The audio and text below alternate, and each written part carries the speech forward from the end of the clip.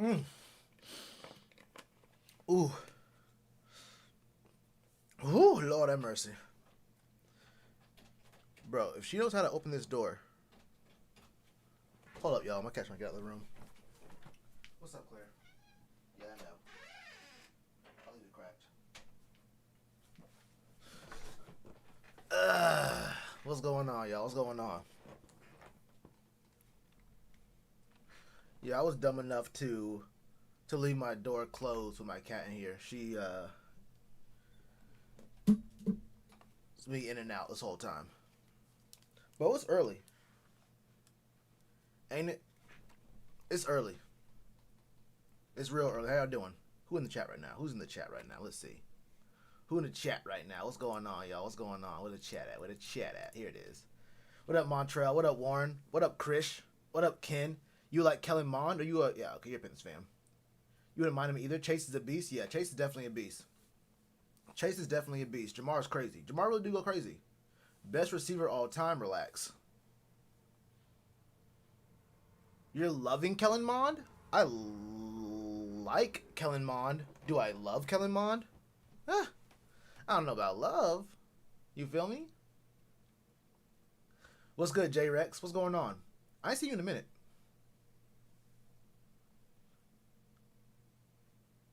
Was that a new profile pic? A nasty squad? Oh, yeah, for sure, for sure. What up, Rob? What up, Rels? What's going on? What's going on? What's going on? How y'all feeling today? How y'all feeling today? As y'all can see, we got NFL Network on the screen right now. I have it muted, though. We're about 30 minutes off, 25 minutes off from getting to the pro days. There's a ton of pro days today, right? It's a ton of pro days today, right? So we're going to be going through Notre Dame, Florida, and LSU all at the same time. But keep in mind, Baylor's going on right now. There's Wake Forest going on right now. There's who else is I think there's 8 teams. I think there's 8 teams that are having their pro day today. I know it's these 3: Baylor, Wake Forest, Kentucky, and Boise State. How many is that? That's 7. I was wrong. That's 7. So we'll be looking in on and trying to see when those games, when those other schools start going. I know that on ACC Network they're not showing Wake Forest. I know. I might want to check the. Let me see what. I want to see if some of these other networks are showing their games or their pro days. But since y'all probably don't know this, but there's a lot of baseball and volleyball going on, so they're probably not gonna show pro days. I know ACC Network is showing a ton of softball today. So is Pac-12. But yeah, we'll get to it though. We'll get to it. What up, JC boy? What's going on? What's going on? You're an LSU fan. You love Jamar. Oh yeah, Jamar's dope. Ain't seen him in a minute, but yeah, Jamar he gonna go crazy. He's definitely going to the Eagles. I actually be real with you. I can definitely see the Eagles going Jamar or going Kyle Pitts. Low key, I would want them to go Kyle Pitts. I understand Jamar Chase, but I for me, the Eagles gotta get Kyle Pitts. I don't care, bro. The Eagles need Kyle Pitts.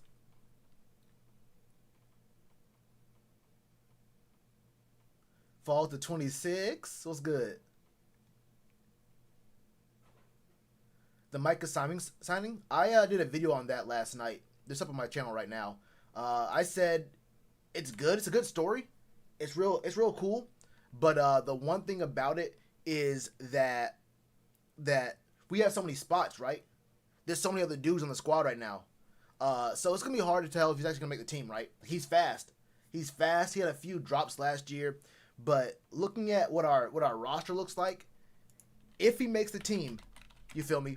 If he makes the team, then how many looks is he gonna get? You know, over dudes like Dan Arnold, right? Or David Moore, right? Brendan Zylstra even played a little bit last year. Even Omar Bayless, if he comes back looking right, and you already know whoever the receiver is. Whoever the next guy is going to be the 4th guy. at best. You have Robbie, DJ, and C-Mac, right? So those are going to be your top three regardless. So whoever emerges from that whole group of David Moore, Dan Arnold, Omar Bayless, and Micah Simon, you're going to have to be fighting for the fourth most passes from Teddy.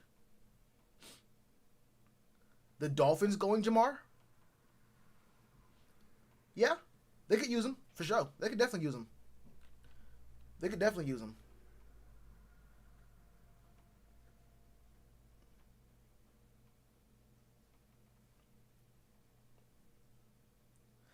Honestly, I'll be real with you right here too. I wouldn't mind seeing Gesicki and Kyle Pitts together.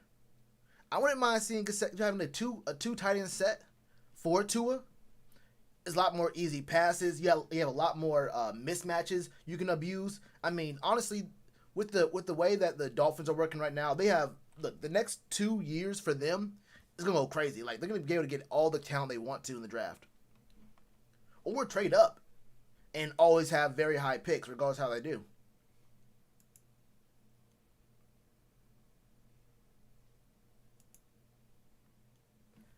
The seventh easiest schedule. Well, let's see if we have the seventh highest performing team as well. It can be it could be an easy schedule for us, but we gotta win those games, right? We gotta win those games. Simple as that. We need an O line, and we gotta get some more. We gotta get a little more of Teddy Bridgewater. You feel me? The Bengals, nah. The Bengals, no. If the Bengals are smart, they have to get Penei Sewell. I mean, I think you have to sit there at Penei Sewell or trade down, because he's gonna be worth someone trading up to get. If you don't want Penei Sewell, you can trade down a few spots. You can definitely trade down a few spots. But nah, I don't like Jamar Chase. I don't like Jamar Chase to the Bengals at all. I would go there. I mean, I keep saying Kyle Pitts, but yeah, I mean, I'd go Kyle Pitts before Jamar Chase, maybe. But I would definitely go Penei Sewell. I would definitely go Penei Sewell to the Bengals, regardless. I was saying, look, way before, like months ago, before we knew that it was probably gonna be a four QB run when we had a shot at getting number 3. I said we should go Penei Sewell regardless at number 3. I was saying number 3, pick up Penei Sewell and figure quarterback out later. That's how I've always felt. I need Penei Sewell expeditiously.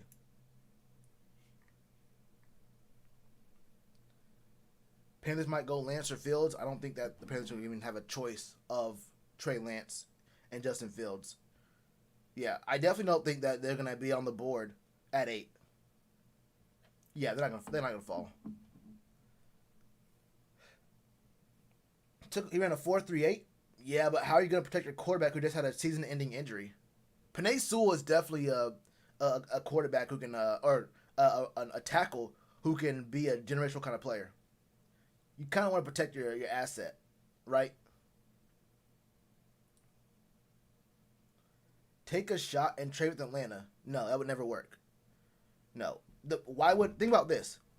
Why would the Falcons want to trade with us? Wait, and get Zach Wilson? No. First of all, Zach Wilson is not falling to 4. Yeah, Zach Wilson's not falling to 4. But that doesn't matter because the Falcons aren't going to trade with us. Think about this. If you knew the Falcons needed a franchise quarterback, you see their defense on the rise, and you see they have a lot of very good weapons on their team. All they needed to do was trade up from 8 to 4, which we have. If we had number 4 and the Falcons had 8, and you know that all they need is a franchise quarterback, build their O line up a little bit, and they'd be a very strong team, would you trade with a team in your division? No, I would not trade with the Falcons unless they way overpaid. There's just no way we trade with the Falcons unless we way overpay for number 4. And at that point, it's not worth it. At that point, it's not worth it. Nah. The Falcons would never trade with us.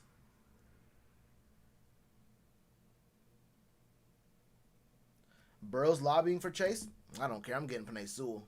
I'm gonna say, bro, do you see what happened to your leg last year? Do you see what happened to your leg last year? I'm gonna get you protection. Don't worry, my brother. Don't worry. Hey, Joe, don't even worry about it, bro. Don't even worry about it. I'm gonna go ahead and get you this O lineman. I'm gonna get you Penei Sewell, and it's gonna be what it is. Who's we? Who's your team, RD? The Dolphins? Yeah. Wait, do the Dolphins want Penei Sewell for real?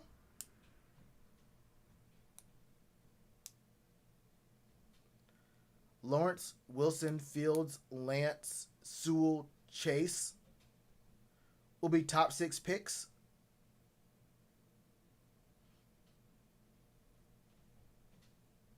Yeah, I agree. Hold up. I think my cat is stuck in one of the other rooms. I don't know how she got stuck. But 1 second, y'all.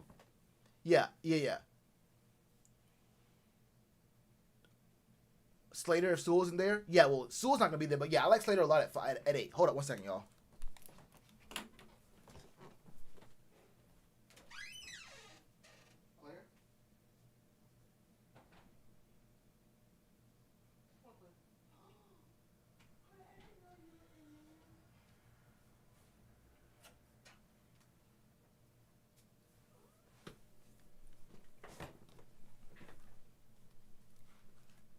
Tackle talent in the second round? Yeah, if it's not already gone, though.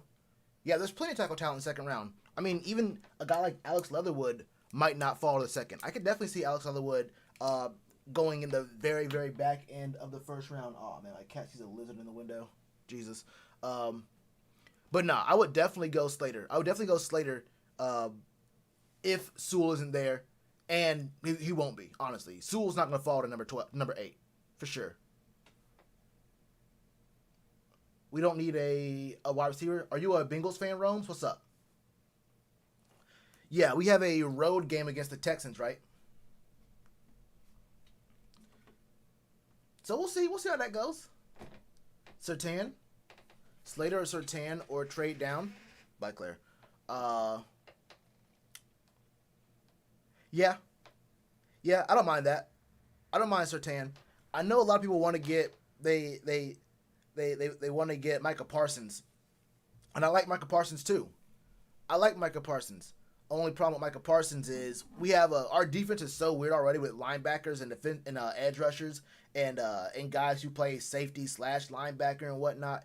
It'd be way too hard to get Micah Parsons. Morik is not going to fall to second, I don't think. Not to us, at least. He'll be gone. Yeah, he'll be gone. I like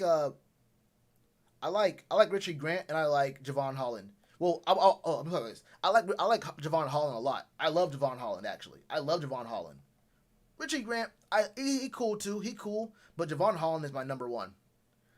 If we get a safety, I want Javon Holland. I don't care. That's how I feel about it. If we get a safety, I want Javon Holland.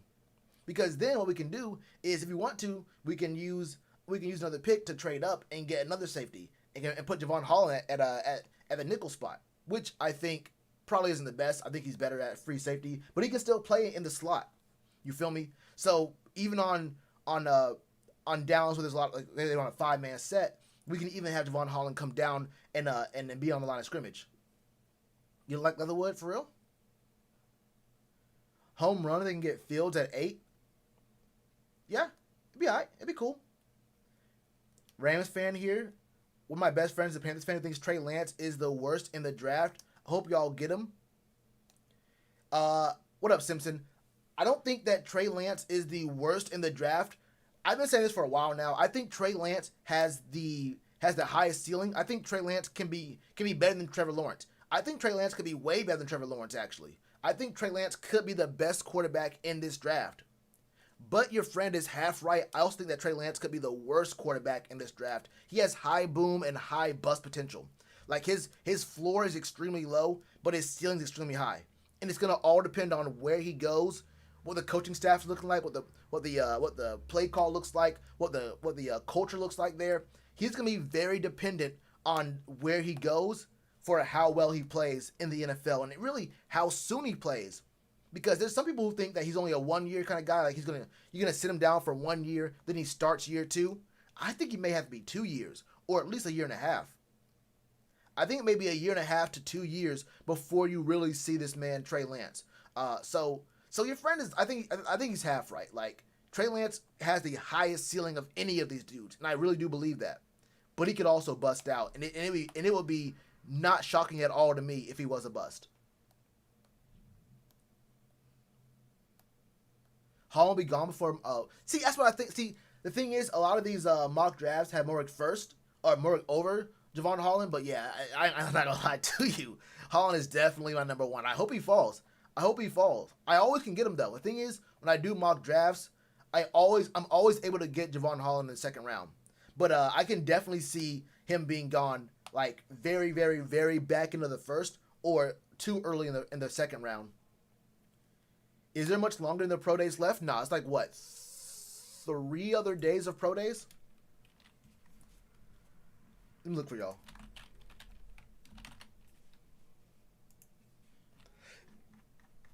We have September 31st. There's April 1st, 2nd, 7th, and 9th. None of these are gonna be live. Hold up. None of these are gonna be live on NFL Network, but I'm pretty sure I can find these on other networks that might be showing their pro days, like ACC Network or Big Ten Network, which showed the beginning of Ohio State before it switched over to NFL Network. But yeah, I mean, we'll see what we can do in these days.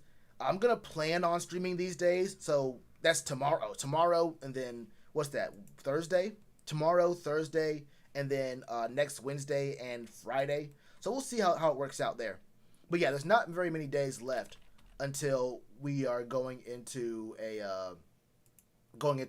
the end of pro days. If we go for a QB at 8, then I'd rather get Mac Jones. I mean, yeah, if we're forced to get a quarterback at 8, then I guess Mac Jones is the best available. But I don't like Mac Jones at number 8. Bro, NFL Network loves this Airheads commercial. I feel like NFL Network only has one sponsor, and it's literally just Airheads. I've seen this one commercial 8 times in the last 30 seconds. Like, I swear I've only seen that one commercial. And then this one. Yeah, it's only these 2 commercials here.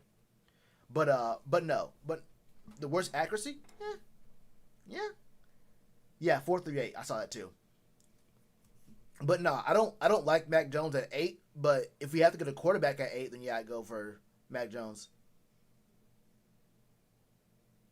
Devontae Smith falls because of weight. Devontae Smith. Wait, who? Which Smith? Apple TV is showing Notre Dame. What is Apple TV? Isn't Apple TV a service? Like, what channel is it on? What channel? Wait. Notre Dame's being shown here. Yeah. NFL Network is showing all 3. You haven't seen Trask yet? Mac Jones isn't better than Trask, but the media thinks so. I think Trask is all right. I mean, he probably isn't a first-round quarterback. I think he'll be all right. I don't think he falls. I think that people just love Jamar Chase, and then there's other teams who may not need a receiver that high. But he won't be, I mean, Devontae Smith won't be any lower than 12. Yeah, he won't make it past the Eagles. Unless Kyle Pitts falls to 12, then Devontae Smith won't make it past 12. Pitts at 8? I don't know.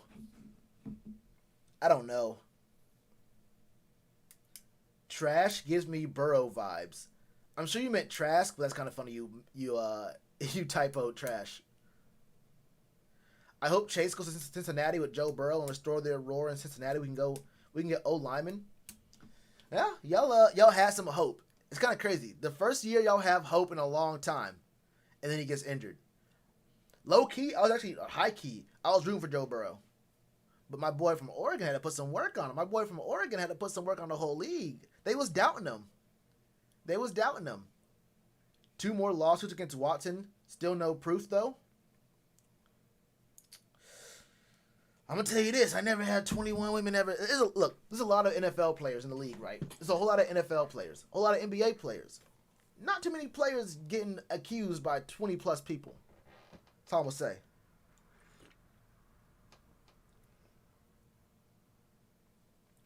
What up, Poppin' Bullets? What's good with you, bro?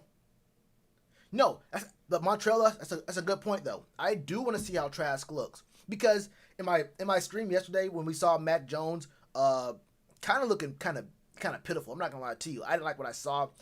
There was people saying, hey, look, it doesn't matter, bro. Mac Jones, Pro days don't matter. He just want to show off his arm, so it didn't really matter if he missed his receivers. The whole point was to overthrow the receivers, so he shows he can throw that far. Look, bro, if pro days didn't matter, we wouldn't have them. How many backflips a quarterback can do in a row doesn't matter. Jesus Christ, my cat just sprinted in here.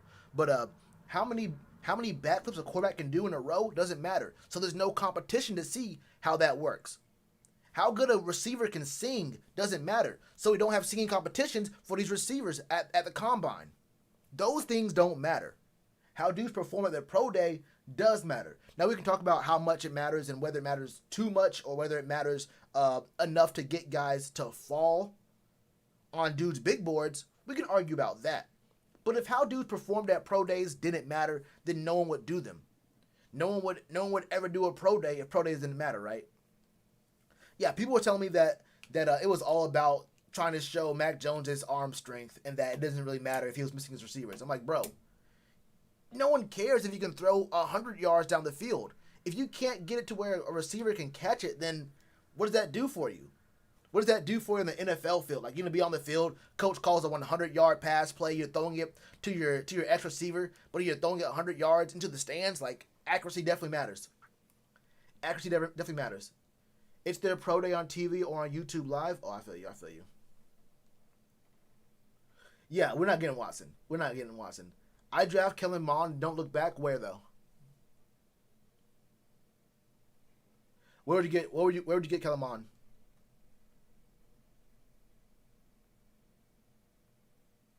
Hey, y'all want to see something? Hold up. How about this? Let's do this real quick. I want to run through 3 mock drafts. Oh, this is this one. Hold up. Let me go to Draft Network. I want to go through 3 real quick and just see where Kellen Mond goes. I don't want to pick for anyone. Damn. Let me go for Niners. Wait, hold up. Let me go for... Let's do Panthers, whatever.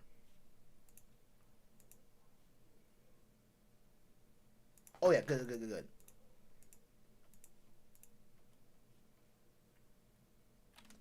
I just want to see what Kellen Mond goes in these drafts. Hold up. Wait, Penei Sewell falls? Hold up. Matt Jones. Can y'all see this? Y'all can't see this. This is fake, right? Trevor Lawrence, Mac Jones, Trey Lance. Yeah, never mind. Failed experiment.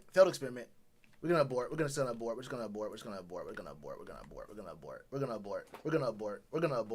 abort. Bro, they had Trey Lance going 2 and Zach Wilson going 4 to the Falcons. Did that ever happen? I just switch over to being a softball channel or like a cricket channel.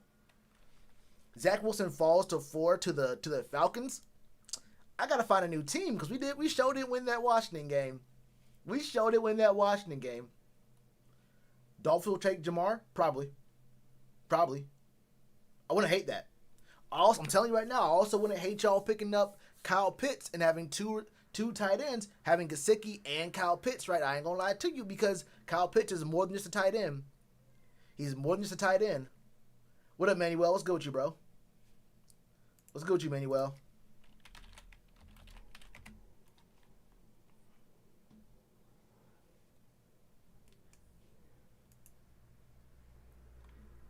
SEC network for Florida's. I think we switch between them. So I think NFL Network's going to be like looking at all of them going back and forth. But when things really get active, we may switch between different feeds and look at, the SEC network and whatnot. Did I already answer Ian Book? No, I didn't. My thoughts on Ian Book, I'm not really looking at him.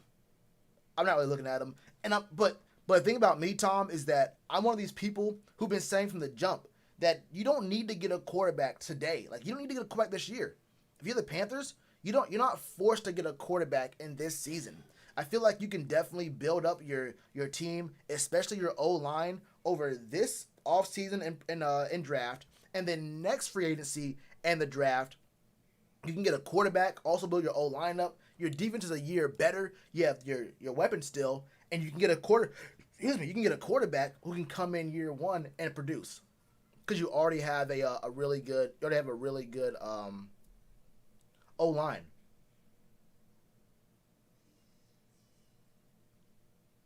Some young monsters, yeah.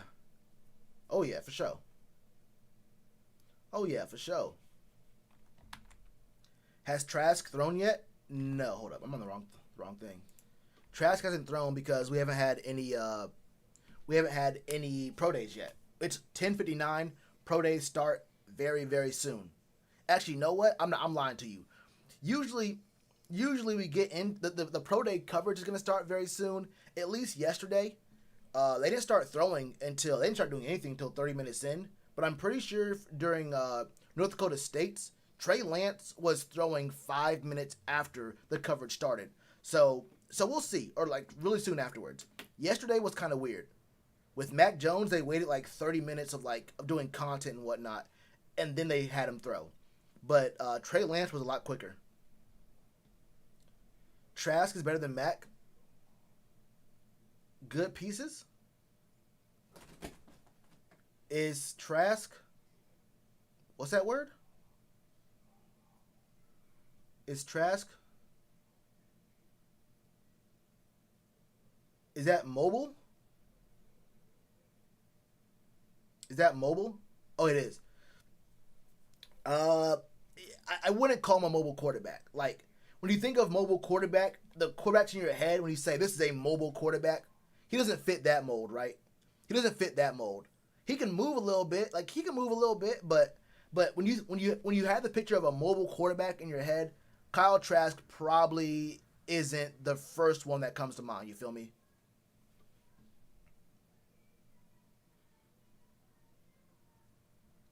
Trask isn't better than Mac. I think they're both about vanilla, uh, just steady quarterbacks. They could both be franchise quarterbacks, I think, but neither one is like a lights out, carry the team, game breaking, let's go crazy kind of quarterback.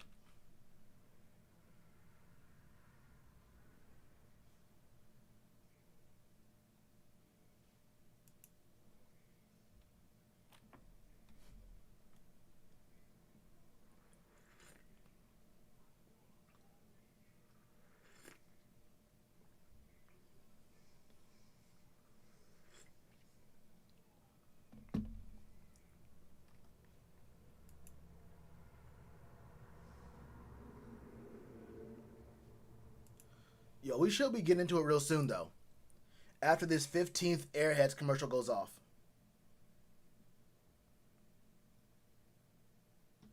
Hey, but real quick, if y'all new to the stream, bro, go hit that like button, hit that subscribe button, man. We just cracked 8K yesterday, 8,000 subs, man. We went crazy yesterday. So if y'all really want to hit that like button, hit the subscribe if you hear, man. We'll be doing LSU, Florida, and Notre Dame today. If we can find some of the other streams, we'll definitely look at some of those other guys going off. I think Wake Forest has theirs today. It's Wake Forest. It's who else has their pro days today? I just looked it up. It's Wake Forest. It's Baylor, Boise State, and Kentucky. Outside of Florida, Notre Dame, today. So we'll see what's going on here. What up, boss man? Are you a Chargers fan? What's good? What's up? What's up? Sertana, JC Horn. Should Finns take Pitts or Chase?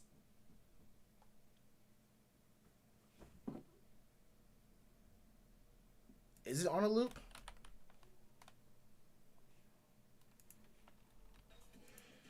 No way, right?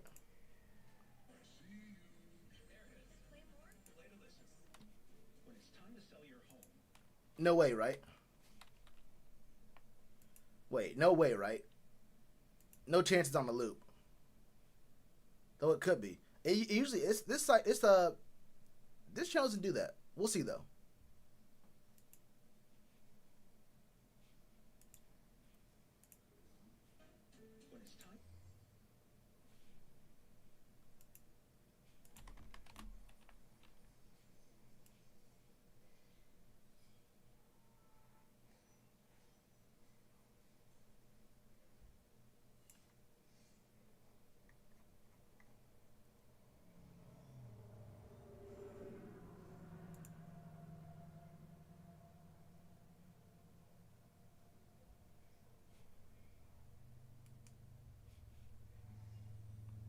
Low key, it might be.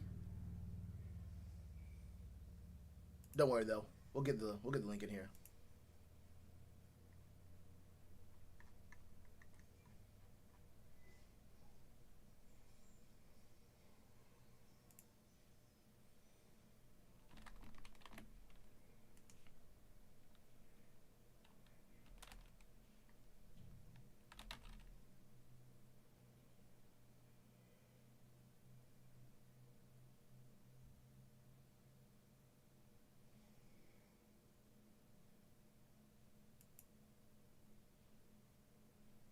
Yeah, here it is.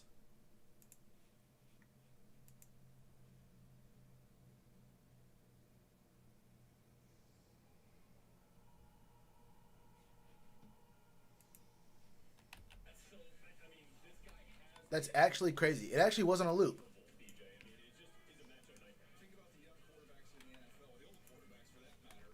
Wait, that's actually crazy. It was literally on a loop, and I would never even thought to think about that. That's wild to me. That's actually hilarious. Bro, I'm not going to lie to you. I really did see that Airheads commercial 15 times. I was like looking back and forth at it. But yeah, for the Dolphins, I'm showing LSU, Notre Dame, and Florida. All here.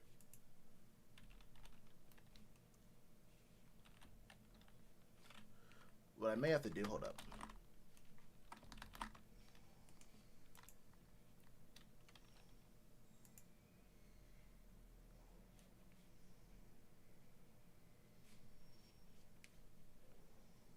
This one's a little bit farther behind, but it is what it is.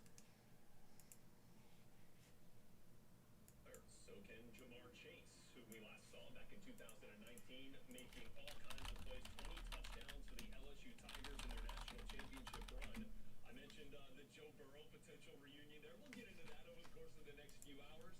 But tell us what makes Jamar Chase so special. Well, first of all, the most high-profile opt-out, right? When his Kyle Pitts doing his stuff, I think we just saw Kyle Pitts doing his bench press. Yeah, Joe Burrow does want Chase.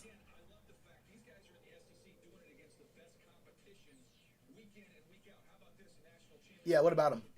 What about him, Tom? What up, Ducci? What's good with you?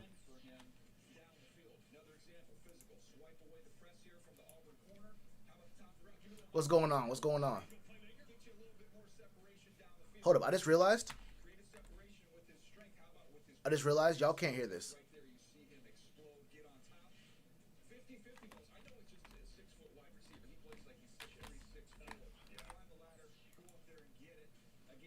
Yeah, I just realized y'all can't hear this. He did it against the best in the country, and he did it in dominant fashion.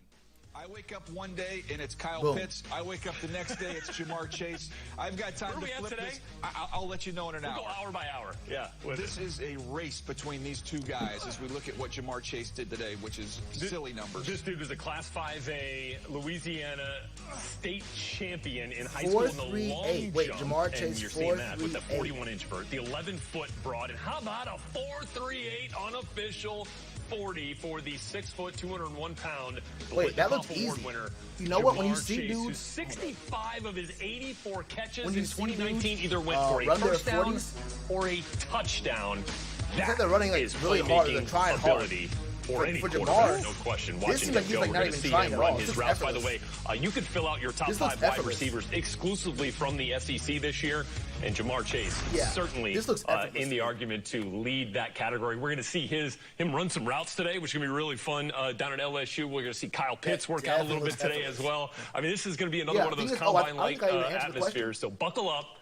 We've got a lot more on the way here for you, including some live reports coming up from all of our pro day destinations in Gainesville.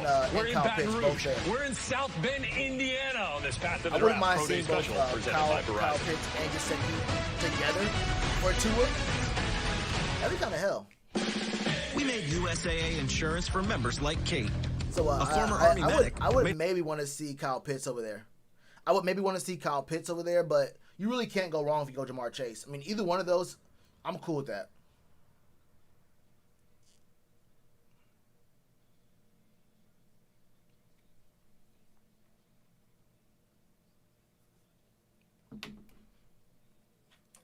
Kind of tough.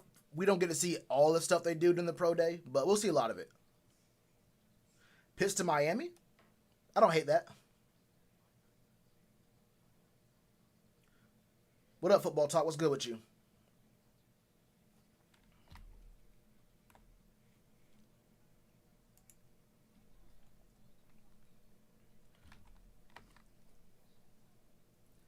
If we got Pitts as Carolina, man, I feel like I wouldn't hate it, but I also wouldn't love it. If we got Kyle Pitts, I wouldn't hate it, but I also wouldn't love it because I think we need O-line. And it's like, yeah, you want to push O-line second round, use good O-line talent second round, but we need more than one person on the O-line, right? Like, if we just needed one O-lineman, if this team needed one O-lineman, then yeah, cool, go to second round for an O-lineman. But we need multiple dudes on the O-line, mostly because Taylor Moton is only here for 1 year. Taylor Moton is not signing a long-term deal here. I'm going to let y'all know that right now. He's not signing a long-term deal here. And we have lots of holes on the team. So I feel like you have to get more than one O-lineman. And you can do it this year, or you can try and do it next year. But at some point, you have to sign multiple O-linemen. You have to, whoa. What is Mirror talking about? What is Mirror talking about? Hold on, what is Mirror talking about? What is Mirror talking about? What is Mirror trying to get into? But yeah, at some point you have to address the O-line heavily. Because it doesn't matter who your quarterback is. You can have any quarterback you want. If they have no O-line, you're never going to succeed. So yeah, you can try to get a quarterback if you want to, but you need to fix the O-line.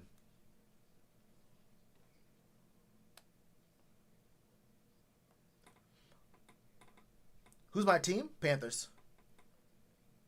Likely to fall to 8, Mac Jones. Do I think Cincy picks Chase over Sewell? I go Sewell. If I'm them, I go Sewell. We're at the air commercial. Okay, we're back into the game. We're back into the pro day. I was finna say. What up, Patrick? Yeah, we got LSU. We got the Florida Gators, bro. We got Notre Dame.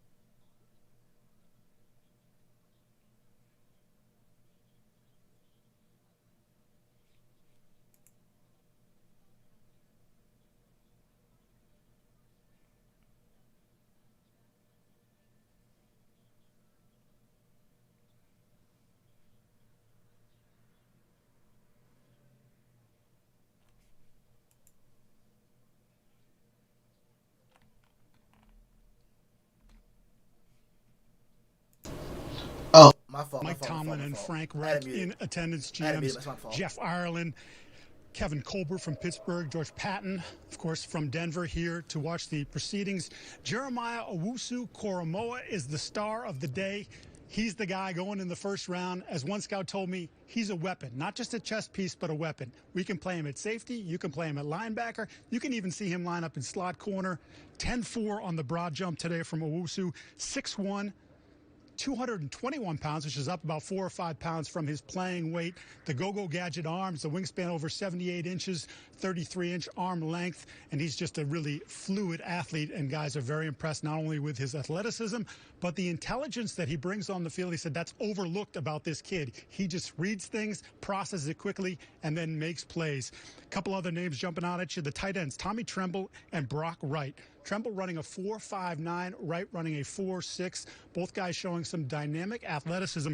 Wright putting up the bench 225 26 times. That is a strong man, chiseled out of granite. And this, of course, is, I think, becoming offensive lineman U. They probably have 4 guys that are going to get drafted in this draft. Liam Eichenberg is, of course, the #1 of the offensive linemen, probably going to go in the first round. He showing at 6'6", 306 pounds, 33 reps at 225. That is a powerful man in a very lean left tackle body. He's a plug and play for somebody, Brett, and I think they're going to be very happy with the selection there. GRD with us from Indy today. Mike, appreciate your report there. You know what's so fun about today, DJ, is that you could fill out a top 5 playmaker list with at least 3 guys that we're going to see today, including Jeremiah Owusu Koromoa, regardless of position, offense or defense. You throw Chase and Pitts in there. We got a lot of fun coming up here for you today, and a lot of it happening in Baton Rouge, where Kayvon Chason, 20th overall pick last year in the first round out of LSU, says, yeah, Tigers going crazy today, proud of the gang. NFL SU, get it? How about last year's first round pick at wide receiver from LSU, Justin Jefferson, our offensive rookie of the year right there, JJ. Maybe get another couple of LSU wideouts off in the first round again today. Take you back to Baton Rouge.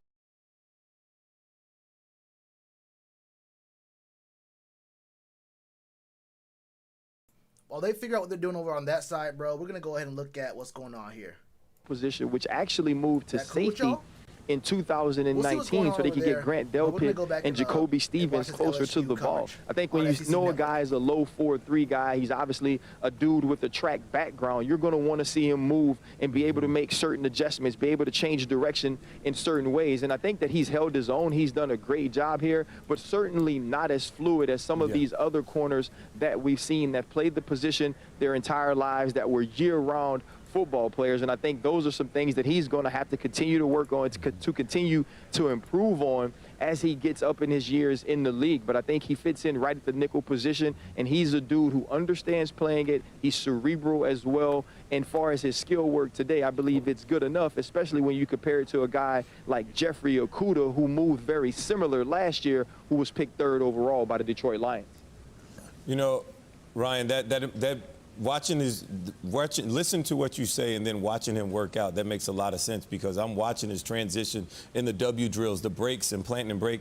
I don't like how short striding he is, but it's almost like he's trying to make sure that he is controlled, that he is underneath himself so he's not slipping. Instead of being that, I want that short stride to long stride conversion, where now I'm really gaining ground on those 2nd and 3rd steps. And as a natural track guy, I understand why he runs a 4.3, but maybe when he's doing these drills, that speed, that top-end speed does not just jump off the tape at you, but you love his toughness, the ability that he played. You love how smart and cerebral he is, that he's able to be a natural nickel guy at the next level, and that he was able to play safety sometimes. You love that guys that are able to play with that vision and overall game. But when I see a 4.3 speed, I was just looking at the W drills, and now I know he's got a great coach there in Baton Rouge coaching him up, training for this thing. But as a guy, as a nitpicker, you know how we are as DBs. You know exactly what I'm looking for, and you did a great job explaining that. You're absolutely right. I know, Coach. I know Coach has to go, but you're absolutely right. One of the things I would tell him all the time during training, Roman, is at some point throughout these drills, I have to be able to tell that you're low 4.3. Yeah. I need to be able to see that you are a 10 flat guy. I want to see you get out of a break, and those first 2 steps should tell me that you are an elite level sprinter. And those were things we work on. Those are things I focused on. But I 100% agree with you with that. We'll talk a little bit more about those guys, including Jacoby Stevens. But right now, let's go back down to Gainesville, where they're starting to run the 40 times over at the indoor facility. And now we're looking at Sean Davis. Interesting guy here who missed a little bit of time. And then I don't know if I've ever seen that. CD, can you tell us a little bit about what happened with Sean Davis running the 40 just now? Yeah, it was a scary moment. He went down towards the end of the 40 there. It didn't look like he tripped. Didn't necessarily look like he pulled a hamstring or anything either. Hop back up, as you can see from the video, fairly quickly, but I have not been able to see if he's able to continue with his workout or not. And it's a sad day, obviously, big day for him. Sad to see him go down in that situation. Hopefully he's okay, but he's already had a pretty good morning, 39.5-inch vertical. So he's got some explosion that they're looking for, and this is something I know that's going to help his draft status because of his athleticism. 3-year starter for the Gators, did miss a couple of those games. And Gene Chizik, when you look at this too, how hard is it for these coaches and these GMs to scout guys that may have missed a couple of games for either injuries or even opting out last year? Well, it's tough, but I think in a guy's case like Sean Davis, I mean, they have enough film on the guy. And to be honest with you, I'm just sad that I just witnessed that, because I was really looking forward to seeing, what he does, because, he's one of these guys, because there's so many guys at the University of Florida that everyone is talking about with draft day. I love Sean Davis. I love the way he played the game. Let me tell you something. This guy is physical. He will come downhill and try to absolutely stroke you. He was a force in the run game. He was a little slight of build, but it looks like just his body, it looks like he's put on some weight, put on some size, had an incredible vertical jump, as CD had mentioned, and I was really looking forward to seeing exactly how fast he is, because you know what? He's got a command presence back in the secondary. He's been very productive. He definitely communicates with everybody back there, directs traffic, and that's what you need at the safety position. I enjoyed watching this guy play, because I loved how physical he brought it every single week. Really unfortunate that we just saw this with Sean. Go ahead, Roman. Yes, I love what Chiz said about Sean Davis. I think he's more of a ball hawking guy. He's going to make plays on the ball, and he will strike guys, but that's when they're not looking at him when they don't see him, just like other safeties. But he's not going in there just putting his face in the fan. I know that. He does like to get involved with the run game pretty good. But he's mostly just a ball guy. A thumper. I mean, again, 5 picks and then 123 tackles in the 4 years that he played. So he's had that production like Chiz was talking about. This is not a situation where, hey, he's been under the radar. This is his time to shine. Not at all. There's enough You know who film. this player is. You know who this player is. The biggest thing the biggest concern I have when looking at Florida, especially all their defensive guys, they got all these great talented defensive backs.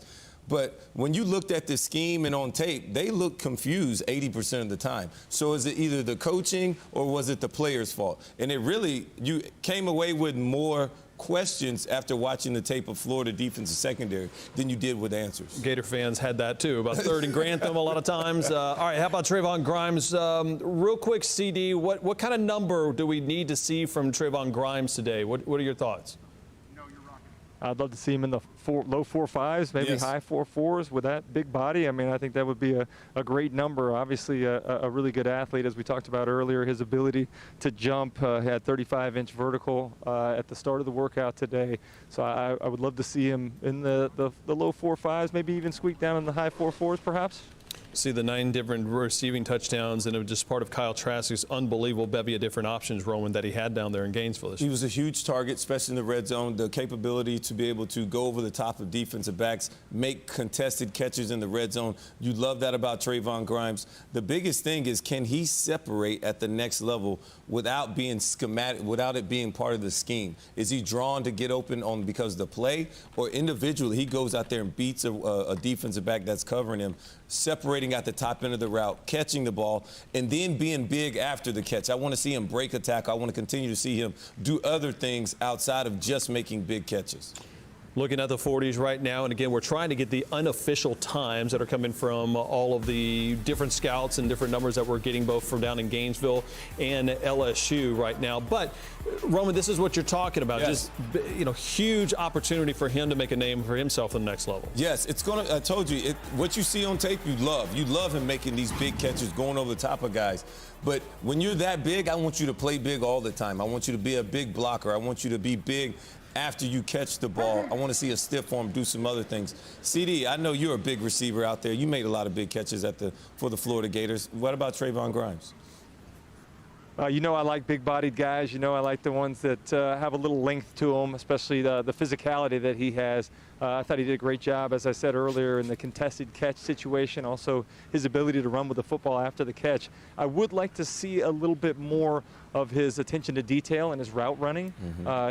He relies on his speed and athleticism, and as Ryan can attest, you know, and Roman as well, you get to the NFL, man, you're not running by anybody. You know, you have to use your technique. You have to depend on your ability to separate a little bit and use your body to get open. But the days of running flat past people are gone, especially for somebody like Trayvon Grimes. So I'm interested to see when we get to the wide receiver portion of the individual workouts, how well he's able to get in and out of breaks, to drop his shoulders, to keep his weight over his knees, and to really show some of that attention to detail that's necessary to be a great route runner at the next level. Are there certain comps that we look at for Grimes? I mean, for Kadarius Toney, you could look at Tyreek Hill, and you can look at just some incredible speedsters. And I think, obviously, Travis Kelce, maybe for Kyle Pitts. When you look at Trayvon Grimes, anybody in the NFL he reminds you of, Roman or CD? Anybody that kind of steps out as far as this guy's playing in the league right now, this is what his game kind of equals to?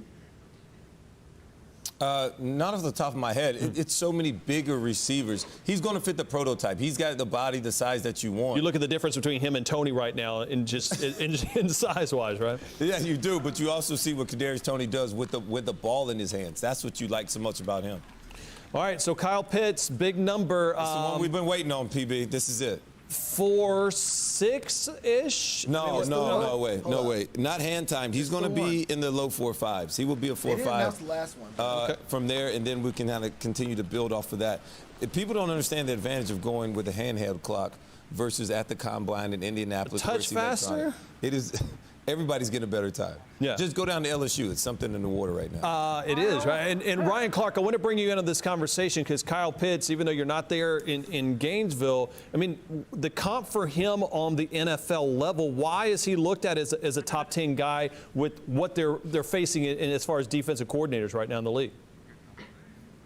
Well, I think you're looking at him as a top 10 guy because you look at guys like Travis Kelce, you look at the George Kittles, obviously what Rob Gronkowski was able to do in the prime of his career. And this is where the matchup problems start. When you can get into 11 personnel, and Roman knows this extremely well, and now you bring nickel on the field, and there's a strong safety that has to match up one-on-one with Kyle Pitts or a linebacker that's not named Levante David, you have an issue. And when you look at the things that he was able to do, you go back to the Kentucky game, beating Kelvin Joseph on a skinny post and getting to the end zone. Kelvin Joseph, who will be a pro corner next year. When you see those type of matchup issues, whether it's corners, safeties, or linebackers, he has something over all of those positions in a measurable standpoint. And so Kyle Pitts set himself up for this opportunity. I think he's going to run well. I just watched the 40, and all of these things is going to lead to him being a top 5 pick and or top 10 pick and an ultimate weapon in the NFL. Yeah, Ryan, I think those physical attributes that you talk about, that everybody's here to see the explosiveness, to see the route running ability, to see the speed. His catch radius is unmatched in college football this year.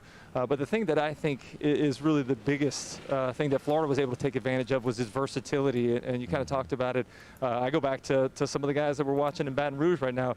2 years ago when Florida went to LSU, they moved him out wide. He was matched up against corners. He's physically stronger and has a bigger physical presence than any corner you can match on him. So it's a mismatch out there.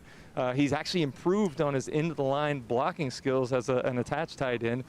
He's shown a little strength, as we talked about, with the 22 reps on the 225 earlier today. So I think he is one of the most, in addition to being a physical freak, he is a complete player that can do it all over the field and gives you some versatility that a lot of other tight ends aren't able to do. It's interesting, and CD, I'm going to go back to you because there is a competition, I think, brewing right now in the 5th or 6th pick of the draft, and whether or not it might be Jamar Chase down in Baton Rouge or Kyle Pitts, right? I mean, when you start looking at playmakers on the next level, when you watch the room and Kyle Pitts just ran his 40, did you get a gauge? Because sometimes it's kind of heads are shaking and there's a wow factor, or was there anything that kind of stood out to you when Pitts ran just now? Well, look, I was trying to pull double duty here. I was trying to see if I could get some overtime pay. I had my my phone out. I tried to hit start, but I didn't do a very good job on time, so I don't have anything off my handheld timing. But I looked at the scouts. It didn't look like there was any sort of audible gasping or amazing numbers that were put up there. I'll try to get us an exact number from what some of those folks had, but it didn't necessarily look like anybody was shocked by whatever he put down on the first attempt. And got to be honest with you, Roman, that's probably a good thing, right? Because the body of work for Kyle Pitts is almost second to none right now. Yes, with Kyle, the biggest thing is you look at his technique when he ran that 40, he was not straight. He came off the line, then he veered right back in there. That's going to really hurt his time in the tenths and the hundredths of a second, which all that matters in a 40. But everybody knows what you saw on tape. You can't deny that. He ran by guys. He ran by Kelvin Joseph, like RC hinted on earlier. So he runs by corners. He runs by safeties and linebackers. He's going to be a dynamic player at the next level. The biggest thing is running this 40 in a straight line next time. One of the things, too, that I think everybody is impressed with is not only what Pitts was able to do as far as his numbers, but 0 drops in 66 targets last year. I mean, it was just out of control. He was unstoppable. How good he did. All right, we'll have more coming up from Florida's Pro Day and LSU's Pro Day down in Baton Rouge and Gainesville. We'll get numbers on what Kyle Pitts ran in his 40 when we return here on SEC Now.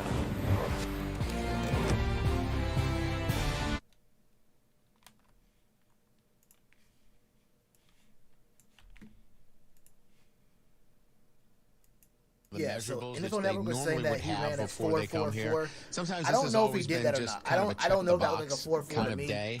This I is also much don't think more that factual. Kyle Pitts this is can getting run a the information. 4.40. This is So we'll see what's getting going on there. That was the reach unofficial. and the wingspan This is, and NFL the 40 to have some really verifiable numbers that they didn't get because of the combine.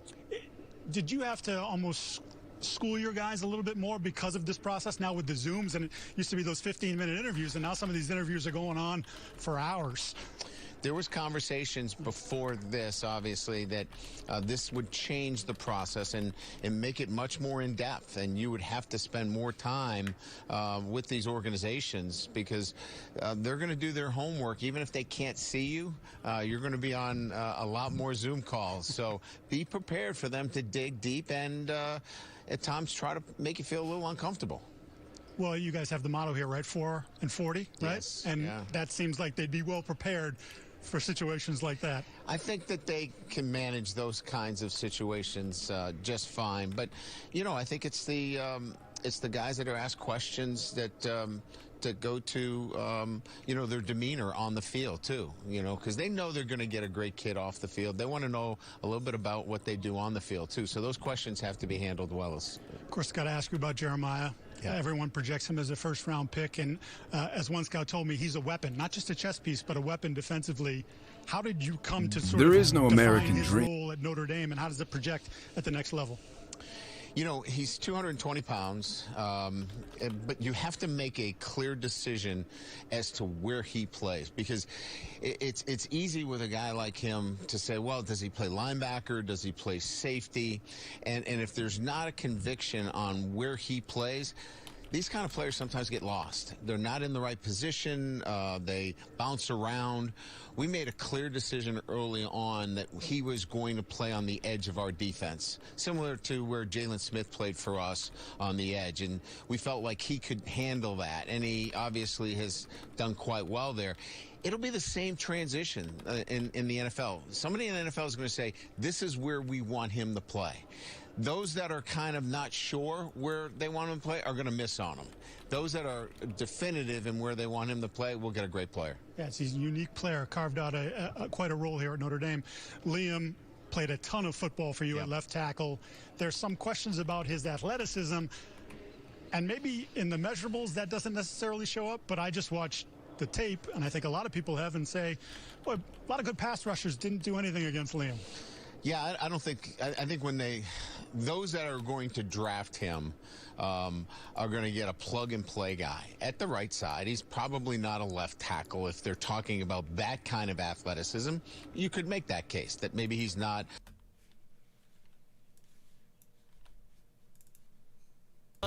It was fast, and he kind of stumbled a little bit. I don't know about how much he stumbled, but if you look at where he started at, he started on the left side of that hash, ended up on the right, then fades all the way back towards the middle by the end of this 40 yards. So just imagine if he actually ran straight. He ran a route. He ran a route in the That was a great stem on that route that he just did. But yes, just run straight, young man. Then we'll get that low 4.4 that we're looking for. Gene Chizik, Kadarius Toney, I would imagine could beat you in a foot race. The numbers right here probably going to be, I guess, 4.3s. I would imagine. I mean, how coveted is this young man on the next level? Oh, my gosh, PB. I've watched him break many ankles, man. This guy does it all. He's a genetic freak when it comes to be able to move in space. I don't know what this 40 is going to look like, but I will tell you this. When you put on his film, he's dynamic. He's tough. He's got great lower body strength. His balance on contact is unbelievable. I remember sitting in studio Saturday after Saturday watching this guy break 2, 3, 4, 5 tackles at a clip, because he's got great balance and great lower body strength. So, hey, a 4.4 would not surprise me for Kadarius Toney, which to me, if he runs that, you're solidifying a first-round pick. Not that he's not probably one already. Chiz, can I sell you on a 4.38? That's the number that I just got from Kadarius Toney's first attempt at the 40 today. The guy's unbelievably quick, but just showed some, that's big-time elite straight-ahead speed as well at 4.38. Yeah, and you know what's amazing about that, CD? When you watch him laterally, the moves he makes, I mentioned it earlier, on all of the shallow underneath routes where he's working over nickels. Now all of a sudden you have the ability to stretch the field vertically. When you're sitting there busting out a 4.38, if it's anywhere in the ballpark, that's elite speed. So now you have that speed as a jet sweep guy. Remember, they can move Kadarius Toney around to so many different positions. For the offensive coordinator, he's a chess piece that you can do a lot of things with. He averaged over 8 yards a carry every time he touched the football as a running back. So think about all of the different options whoever drafts him are going to have with him as an explosive player offensively. One of the reasons why he's so explosive is that Kyle Trask, CD, did a great job getting him the ball in space, and they really kind of utilized that. Trask just running, I'm not sure, how important the 40 is for him as far as how he's going to be used on the next level. But overall, what do you expect to see from him, and really Marco Wilson as well? Well, first and foremost about Trask, I don't know that he's going to put up a great time, but I would like to see some level of athleticism. I mean, I think that's what a lot of scouts have kind of criticized him for. Is he looks good throwing the ball from the pocket, but when he gets outside of the pocket, he's not nearly as effective, not nearly as accurate. Obviously not a guy that you're going to utilize in the quarterback run game, but certainly a guy that I'd like to see a little bit more athleticism from the workout today, Ryan. Yeah, and also, too, now you look at Marco Wilson, you think about Trask and his athleticism. The athleticism for Marco Wilson is important because he's a corner. Now, look at what he was early on in his career. He's a guy who walks on the campus and starts playing early. He has the injury, and the thing that he's probably most known for, at least down in Baton Rouge, was throwing a shoe in the LSU game. But this is a big corner, a guy who's also played inside. He stumbles a little bit there in his 40, so that can hurt his time. But you're going to want to see him be explosive. You need to see him be fast. But I also think he has position versatility. He doesn't just have to play corner. He's physical enough on the outside to tackle. And so if we can see some athleticism, if you can see some good movement, this is a guy that when you get him on the board and you kind of understand his football acumen, maybe he's a dude that you can move around in your secondary. Marco Wilson was reading earlier today, childhood friend of Elijah Moore, who's going to be a pretty good wide receiver as well in the league. Can you imagine those 1-2 punches between those guys? How about Tony Carter getting a little bit of look there? Hey, fullbacks, RC, need a little love, huh? We need some more Jacob Hesters in the league, right?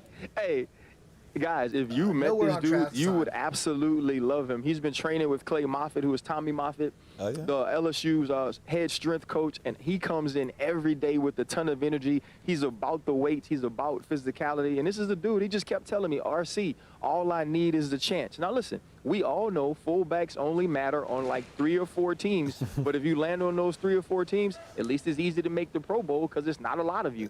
So this is a dude who's going to be a special teamer, who's going to try to make the team in any way that he can, and eventually I think can get on the field in some form of offensive form, whether he's playing H-back, fullback, or just finding a way to contribute.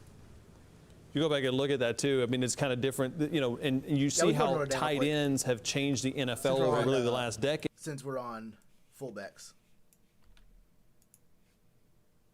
You need me on special teams, Coach? I'll raise my hand. How about against Duke? Go down and meet the returner inside the 20-yard line with a big hit here. So somebody's going to be an impactful player on all 4 downs. And if you get a chance to listen to him talk and speak, you get the sense this is a linebacker leader. You know, he is impressive. 6'1", 221 pounds. There's his broad jump. Try to get some of these official numbers here for you shortly for Jeremiah Owusu Koromoa, who, by the way, you see the initials JOK. His high school coach certainly loved that. They made a role for him because of his unique skill set, and they just called it the Joker. Easy. Yeah, I like that. That works. Got a built-in nickname and a built-in position name, if you want. I feel like we're getting some players like this. Now he is a fantastic player, but in last year, think about Jeremy Chin. You know, where do you play him? What do you do with him? Isaiah Simmons. Where do you play? Yeah. What do you do with them?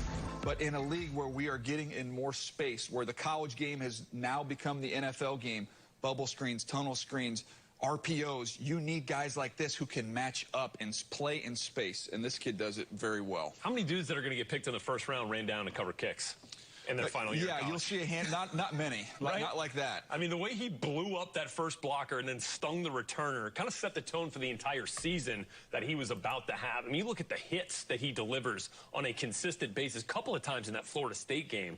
I mean, just wobbling players left and right. His last 2 steps before contact, and it's kind of nerding out here from a scout standpoint, his last 2 steps before contact are so explosive. Some guys catch, gather, and wrap and roll. He explodes into contact. Yeah, love it. I mean, I don't know if we're going to see him, you know, unleash that power today, unfortunately, but you're going to see why he's able to do that. Some of those testing numbers will give you a picture of it. So that's a part of our picture here on this Path to the Draft Pro Day special. How about Kyle Pitts running a 4.440? How about Jamar Chase running a sub-4.340? We'll put those to functional skills on the field next. Wait, he actually did run an unofficial 4.4. That's crazy. Kyle Pitts ran a 4.440. Well, that's it then. Honestly, that's it. If Kyle Pitts, hold up. If Kyle Pitts can run a 4.440, then it's already over then. It really is already over.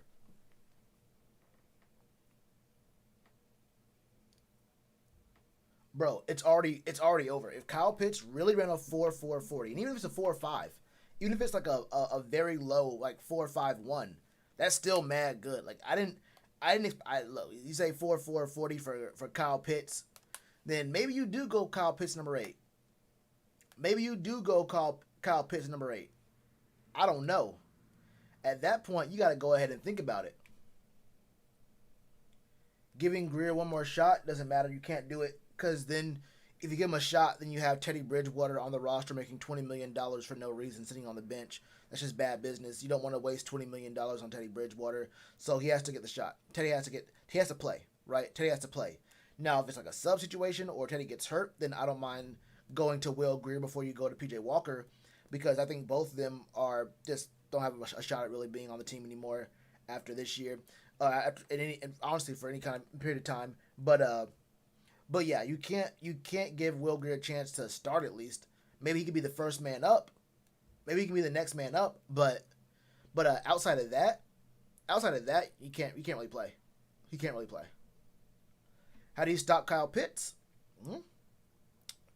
You need someone who can. I don't know. It has to be a linebacker. I think you have to have a great coverage linebacker.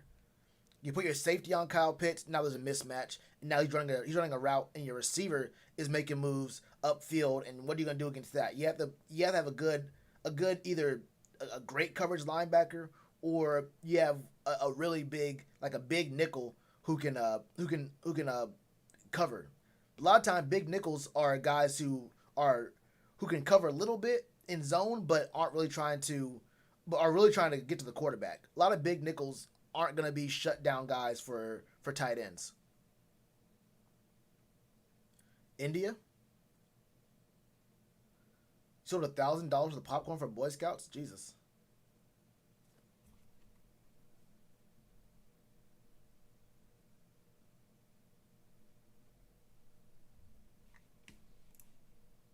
Ryan Clark, it appears a 4.38. That coming from Jim Nagy, who's pretty darn good on that stopwatch with us over at ESPN.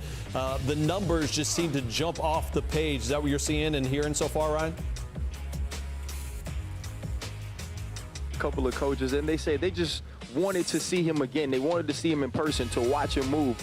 But to see him run 4.38, and then you go back to the film and who he was on the field against elite level talent in big time moments, he was often the best football player on the field, not just the best wide receiver. And when you see guys like A.J. Terrell, Trevon Diggs, and also C.J. Henderson become #1 cornerbacks for their team, and then you go back and look at their film and realize they all were toasted by Jamar Chase, you realize just how talented this dude is. And Jamar Chase played on my 7-on-7 team coming into his senior year of high school. And I'm going to tell you what about this dude. This dude is mean, he's competitive, and he's a winner.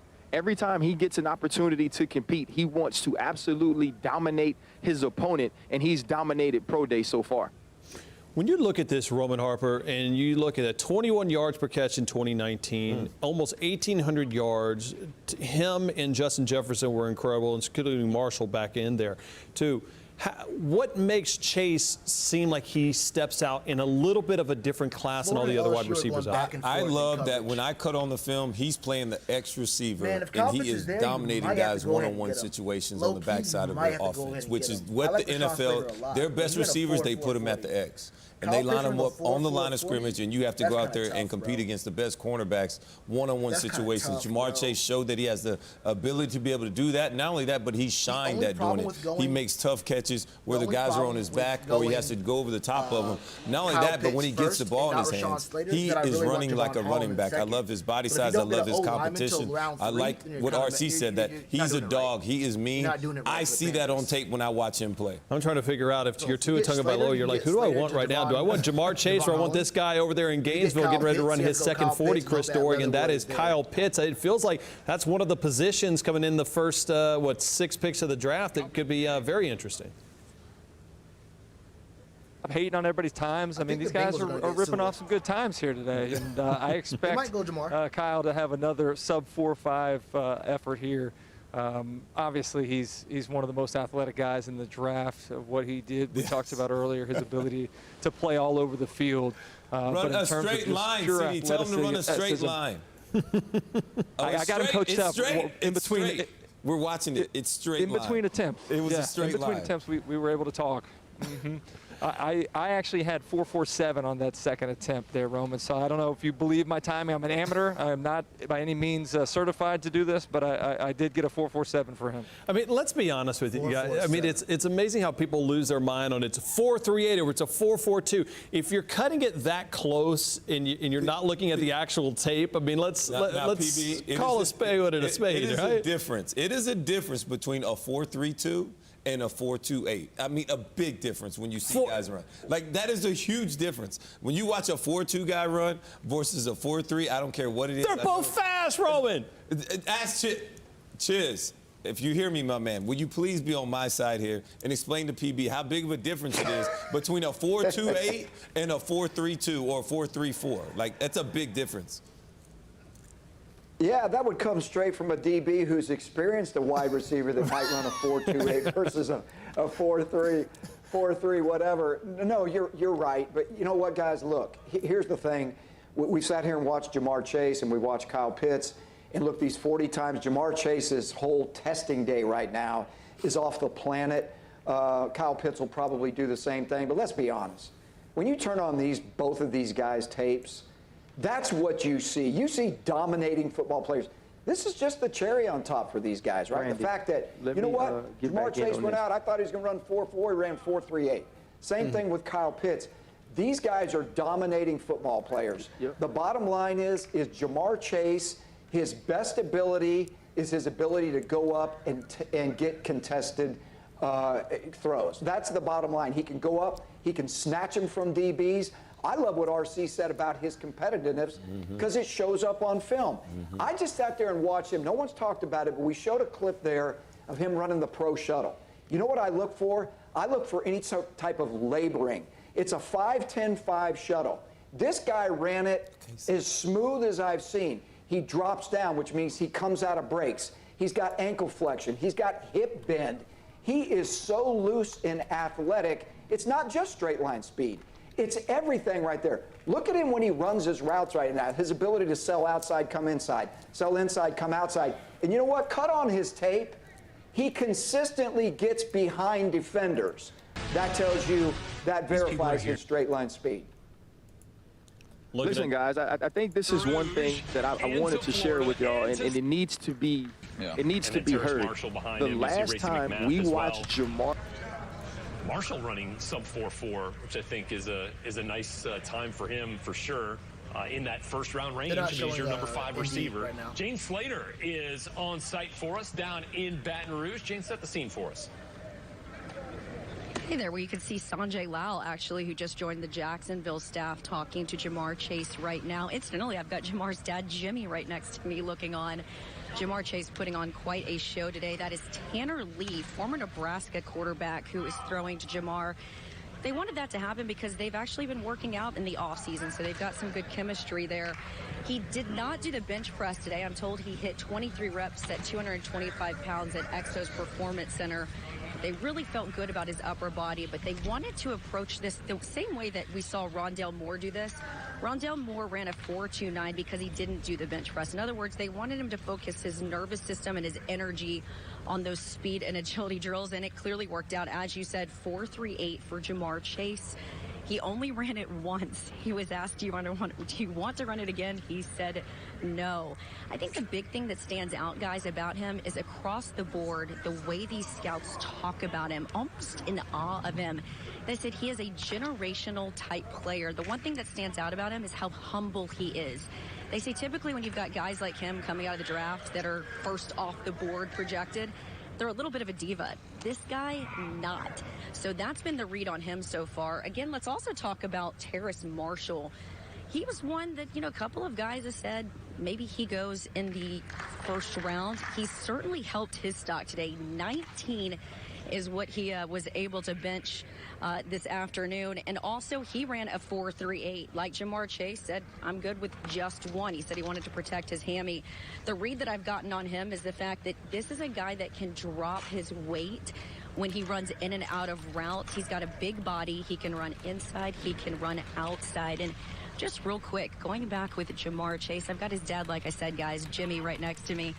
Jimmy, how cool is this watching your son run his pro day? Oh, that's nice. I mean, it's great, to be here. Haven't got a chance to, see him play all year. So, it's something I was used to for a while, but I guess this is the next best thing. But it's nice. What did you think of his decision to opt out this year? Were you at all concerned about him, or just based on his work ethic and who he was, did you think that he'd be able to approach this the way you had expected? No, based on his work ethic, I knew that, he's a gym rat. He loves working out. And we had already talked about it, if you're going to opt out, you're going to have to work out. Every day that the teams play, you're going to have to do something to simulate you playing too. So, he went about it like that. I really appreciate Jimmy. Best of luck to you. And then I also wanted to bring over David Robinson. David Robinson, guys, has worked with receivers like Jerry Jeudy, Chris Godwin. He's responsible for getting Des Bryant back in shape and ultimately getting signed with the Ravens. You work with Terrace Marshall. You've been working with him for about 8 weeks up there at Michael Johnson Performance Center. What stands out about him? Just how well he runs coming off the football. He's very explosive. And for a guy of his size, he can sink his hips and get low at the top of his routes like a smaller receiver. So that's what makes him really special, getting in and out of his cuts, being in the big body, moving like a smaller receiver. Catch. Because you work with so many wide receivers, Emmanuel Sanders, another one. Talking about here. Chase, play football on. I don't think, CD, it's a 5 flat or a 4.9 is going to surprise anything. But back to your earlier point, CD, I agree. I think with watching him in the quarterback drills, I think people want to see exactly how athletic he is. How well can he move that pocket? When he got outside the pocket, he wasn't near as effective as he was inside the pocket. Because you know what? As an inside the pocket guy, he's not jittery. He believes in what he sees. He can see the field. But the bottom line is his downside is that people think he's a statue back there. And he's got to show today that he can move left, he can move right. He can be fleet on his feet and be able to gain time in the pocket and avoid some of this pass rush. And in the NFL, when you got 4 or 5 DNs coming off the corner, you have to be able to evade those guys, sometimes step up, sometimes step left and right, and still be accurate. But the bottom line is, the question for everybody on him right now is not accuracy. It's not his ability to see the field and dump the ball off. It's his ability to be able to be athletic enough to move around back there and buy time. And that's the bottom line. And he needs to show that today in his individual drills. And hopefully we'll be able to see him throw it a little bit later today. And hopefully that route that everyone like Trevor Lawrence and Zach Wilson, all those guys have been running as well, too. All right, we'll take a quick break. We'll be back for LSU Florida's Pro Day on SEC Now.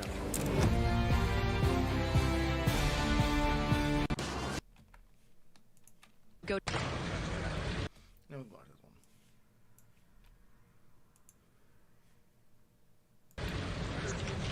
I feel like Michael Irvin is going to love Jamar Chase. You mentioned playmaker. I think playmaker likes all the receivers, well, but he's going to have a special place in his heart for guys that play You can physical, only watch and that's Notre what he Dame when they're does. showing Notre Dame. So that's Marshall. They're not showing Notre Terrace Dame right Marshall. Now. He looks like Brandon Marshall, how he's built. Does a little bit leaner, but yeah. So I'm looking back at Terrace Marshall. I mean, the dude caught 23 touchdowns in the last 2 seasons. And so think about it. He got 13 touchdowns in 2019. Jamar caught 20. And then you throw in Justin Jefferson, who caught over 100 passes total. That was a phenomenal offense. Coach Orgeron mentioned it, too. He plays inside. He plays outside. He's a very easy mover. He tracks the ball really well. To me, one of the things I wanted to see with him, there's times where he'll kind of ease into the break point. So I want to see him explode a little bit more at the top of his route. But, man, you talk about going vertical, getting the football. That's something he does very well. There's Justin Jefferson down there. That's him in a white T-shirt, hanging out with some of his old teammates. What a rookie year he had. Throw Joe Burrow into that picture. That's why they won the national championship. That group right there. Exactly right. There's Jamar. Easy hands. Jimmy right next moves. to me. Jimmy. Yeah, to me, you just see the strength. Look at his lower body, how strong he is. Solid. I mean, you know, it's hard to find. It's hard to nitpick on Jamar Chase. The only thing you would say is, well, he's not 6'3", but he plays above the rim. 6'3". I mean, he does the way he goes and gets the football. Yeah, I mean, like I was reminded of images of Des Bryant in his prime, and obviously even more athletic from the testing numbers that we've seen. Sub 4.4 40. He plays the game with Anquan Bolden's mentality. That's how he plays the game. Similar build. This kid's just faster. That strength, that aggressiveness is clearly on display. Here's a deep shot for Jamar. He's got another gear when the ball goes up in the air.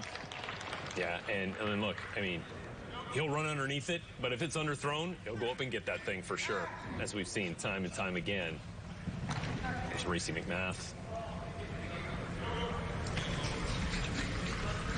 Long stride there from Marshall. This is what he does, though. Just tracks the ball extremely well. Again, it was, look, a little bit of a drop-off for LSU this year at the quarterback spot, right after you get a... Is it Luka Magic time?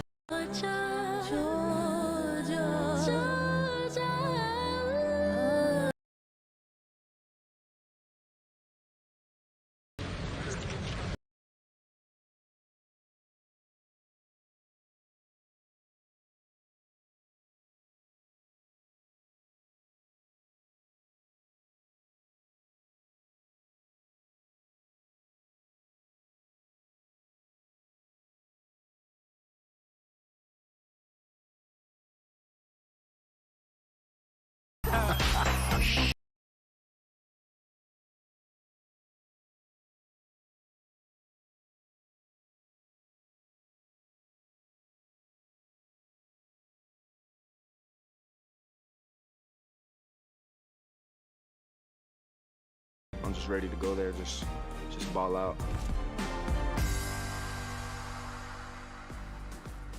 What a huge day for these young men, including number 1, Ja'Marr Chase, Peter Burns, Roman Harper, Gene Chizik, Chris Dorian, Ryan Clark, all breaking down LSU and Florida Pro Day going on. And we look at Ja'Marr Chase, the numbers, of course, we're seeing back from 2019. But, RC, when you look at Ja'Marr Chase, give me a comp. Everybody wants to do comps about what he looks like in the NFL. Who's that comp for you? For me, it would be Steve Smith. And I know you're going to say, well, RC, you're dumb because he's 6 foot. Well, just stretch Steve Smith out. When you think about the lower body strength, you also look at his ability to make 50-50 catches. But you heard Roman talk about run after the catch. When this dude gets the ball, he's a load to get on the ground. And listen, corners these days in the 7-on-7 era, they're not going to want to have to be face up with Ja'Marr Chase in the open field. And here's what's most important to me about that Steve Smith comparison. If you played Steve Smith, if you were on this team, you understood that dude was legitimately mean. Not necessarily always a bad person, but mean. And that's the type of player and person Ja'Marr Chase is. After he runs 4.3 today, I walk up to him, I tell him, I say, hey, Ja'Marr, you just ran 4.3. He didn't say, thanks, RC. He didn't say, oh, that's good. You know what he told me? He said, better be. That's what he says. I walk up to him, I said 4.3. He goes, better be. Because that's the type of competitor he is, and that's the type of dude he is. He is all business. He is about winning. He is about dominating, and we've seen that throughout today. But when you think of his on-field play, this is Steve Smith, just taller. And I bet if you call Steve Smith right now, he'd wish he'd had these 2 inches that Ja'Marr Chase had. It's a great comp, RC, and I wouldn't have thought of it that way. And Robo, when you talk about, you know, RC was just talking about competition, about how competitive it is. That's important, too, because also today we're seeing Terrace Marshall, right? We're seeing Racey McMath.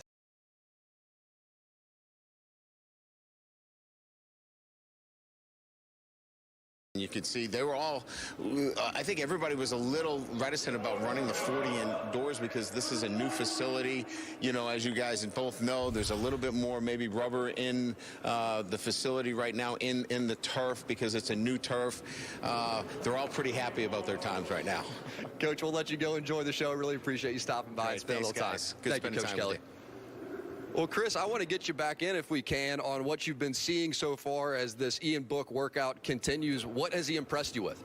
Well, I think the biggest thing, first off, just with, you know, Coach talking about accuracy, right? He's incredibly accurate. I'm not going to, and let's not overanalyze, oh, my gosh, he missed a 45-yard throw down the field, you know, during the pro day. No, it's not about that always. I mean, you're going to miss some throws in this environment. The thing I love about Ian Book, the mechanics are always consistent. That's what helps him be so accurate to what Coach is talking about. You know, when you look at him, the feet are always in good position. He's always got a good base underneath him, as you're watching here. You know, doesn't let the feet get too close together. He keeps them kind of underneath his shoulder so he can pop around and make the appropriate throw. You know, his shoulders are always lined up with his feet. You know, so that's the thing. Like Coach talked about, you know, there's so much that goes on before the play and all that that's on the quarterback. Well, so much goes on even too mechanically before the throw's made. And that's where Book's really good. Mechanically, he gives himself a chance to make every throw because he's always in the right position. And that leads to what we're seeing here, effortless throwing. Oh, there's a nice 20-yard out route, nice and smooth on the money. You know, he throws a very catchable ball, guys. It's really nice spirals. You know, but here, you know, in the pocket, reading the defense, doesn't like what he sees with number 1. Okay, let me get outside the pocket. Now let me manipulate the coverage a little bit with my movement. Nice throw on the run. Throws the ball really well on the run. That's one thing I've always loved about Ian Book. Now, you just talk about getting the ball in the pocket and getting it up and out and knowing what you got in the one-on-one matchup. Yes, quick release, puts it in the spot where his guy can go get it. You know, and then the extending of the plays. His running ability, it's real. And now, you know, what you see on film, you know, it's going to make scouts feel a lot better to go, wait, he did this at a pro day, he ran 4.5. Okay, wait, this speed is real. You know, there is something to his movement. And as you see right here, you know, him throwing on the run and his twitchiness as an athlete is certainly a positive to his game in the modern day NFL. I would say that's where, you know, Corey, he's probably going to be a mid-round pick. We see usually those top quarterbacks in the draft go in the top 35, top 40 picks. Then there's usually a little bit of a lull in action, and then we see a run again somewhere in the late 3rd, 4th round. And I think ultimately that's where we kind of see Ian Book go, somewhere in that 4th.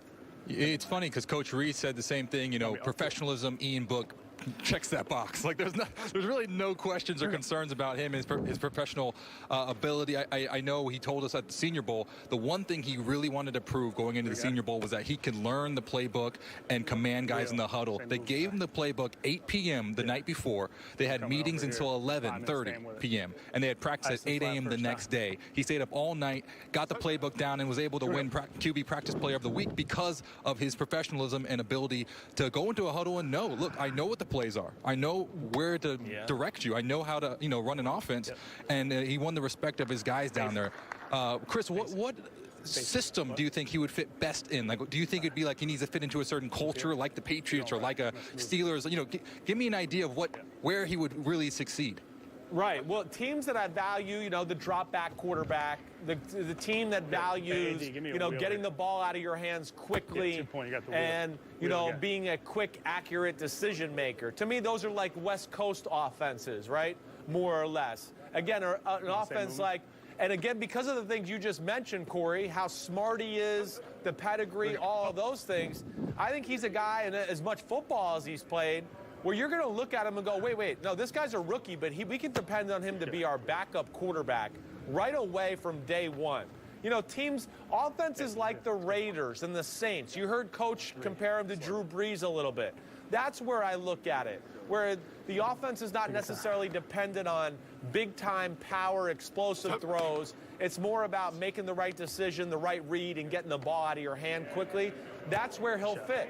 But then the pedigree, the culture, the demeanor, you know, the way he leads and how smart he is. I mean, again, that's why Notre Dame is who they are right now. They're really good. Brian Kelly has recruited a lot of damn good football players there, and Ian Book fits that culture perfectly, and I think that's where he'll have value to NFL teams. You see that throw there to Tommy Tremble. The whole idea there is he wants to put that on a line. You can hear from Coach Reese there a little bit. Let me see if we can lay out and see if you can listen in on what some of the things he's coaching to Ian Book. Drive. Good shot. Catch, Brock. Yeah, you know, and then you hear the drive, right? Drive. He's trying to drive off that back leg, plant that foot in the ground, drive, get your power and everything going towards the target.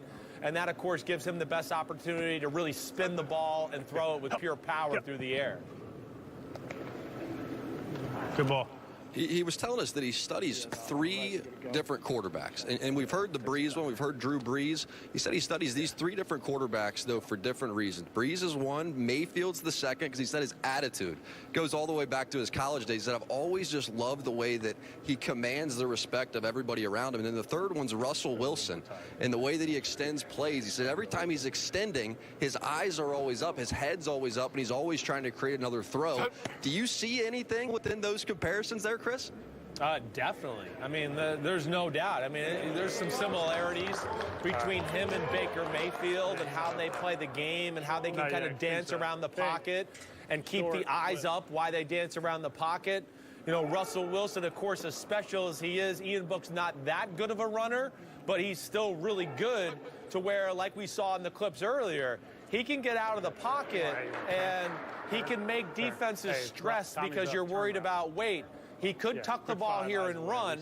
So, wait, do I need to come up and make an open field tackle? Oh, wait, now I've come up and I'm in bad position. And now Ian Book gets the ball up in a good throwing position and throws, you know, a 20-yard laser right by the defender's ear. That's where he's really good. And that's where he can be dangerous and he fits the NFL game and all that. So there are similarities. There's no doubt to really all 3 of those guys that you just mentioned, Jack. Yeah. And as we speak of his competitiveness, even as he went through these past few months, getting ready for this pro day, getting ready for the NFL draft, he said his main goal, his #1 goal, he wanted somebody to chase, was to beat Baker Mayfield. He wanted to beat Baker in every single measurable. So here it is, the tail of the tape, the side-by-sides. The 4.59 is the number that's going to just jump for everybody. But he just about got him across the board. The 3-cone drill, the one right there, where he was able to get him, did Baker Mayfield. Domination. I mean, I think we got a new #1 pick at the draft. I mean, we don't even have to worry. We got it now. But it is great that he had something he looked at. And I think the point, too, to put this name out there and say it as a benchmark, you know, because of, I think, what you're saying and what we're doing. We're all going to look at it and go, wait, that was the #1 pick in the draft. Look at what this guy did. He beat him in all of those areas we're talking about. Now, the one thing that Baker Mayfield really had that we want to see more of with Ian Book is an explosive right arm and a really aggressive demeanor. And he leaves no yards and plays on the field. And to me, that's big in evaluating a quarterback. You see all these movement things, they're really special. But at the end of the day, it's still about your ability to make plays within the pocket. You talk about the Final Four guys in the NFL this year, right? It's Mahomes, it's Josh Allen, it's Rodgers, it's Brady. It's 4 guys who can stand in the pocket and make big plays with their right arm.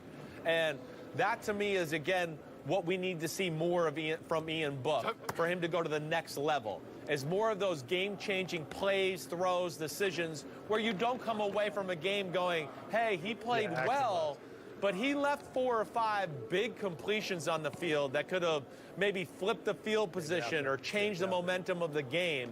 And that, to me, is the one area Ian Book lacks as maybe compared to some of the other top quarterbacks.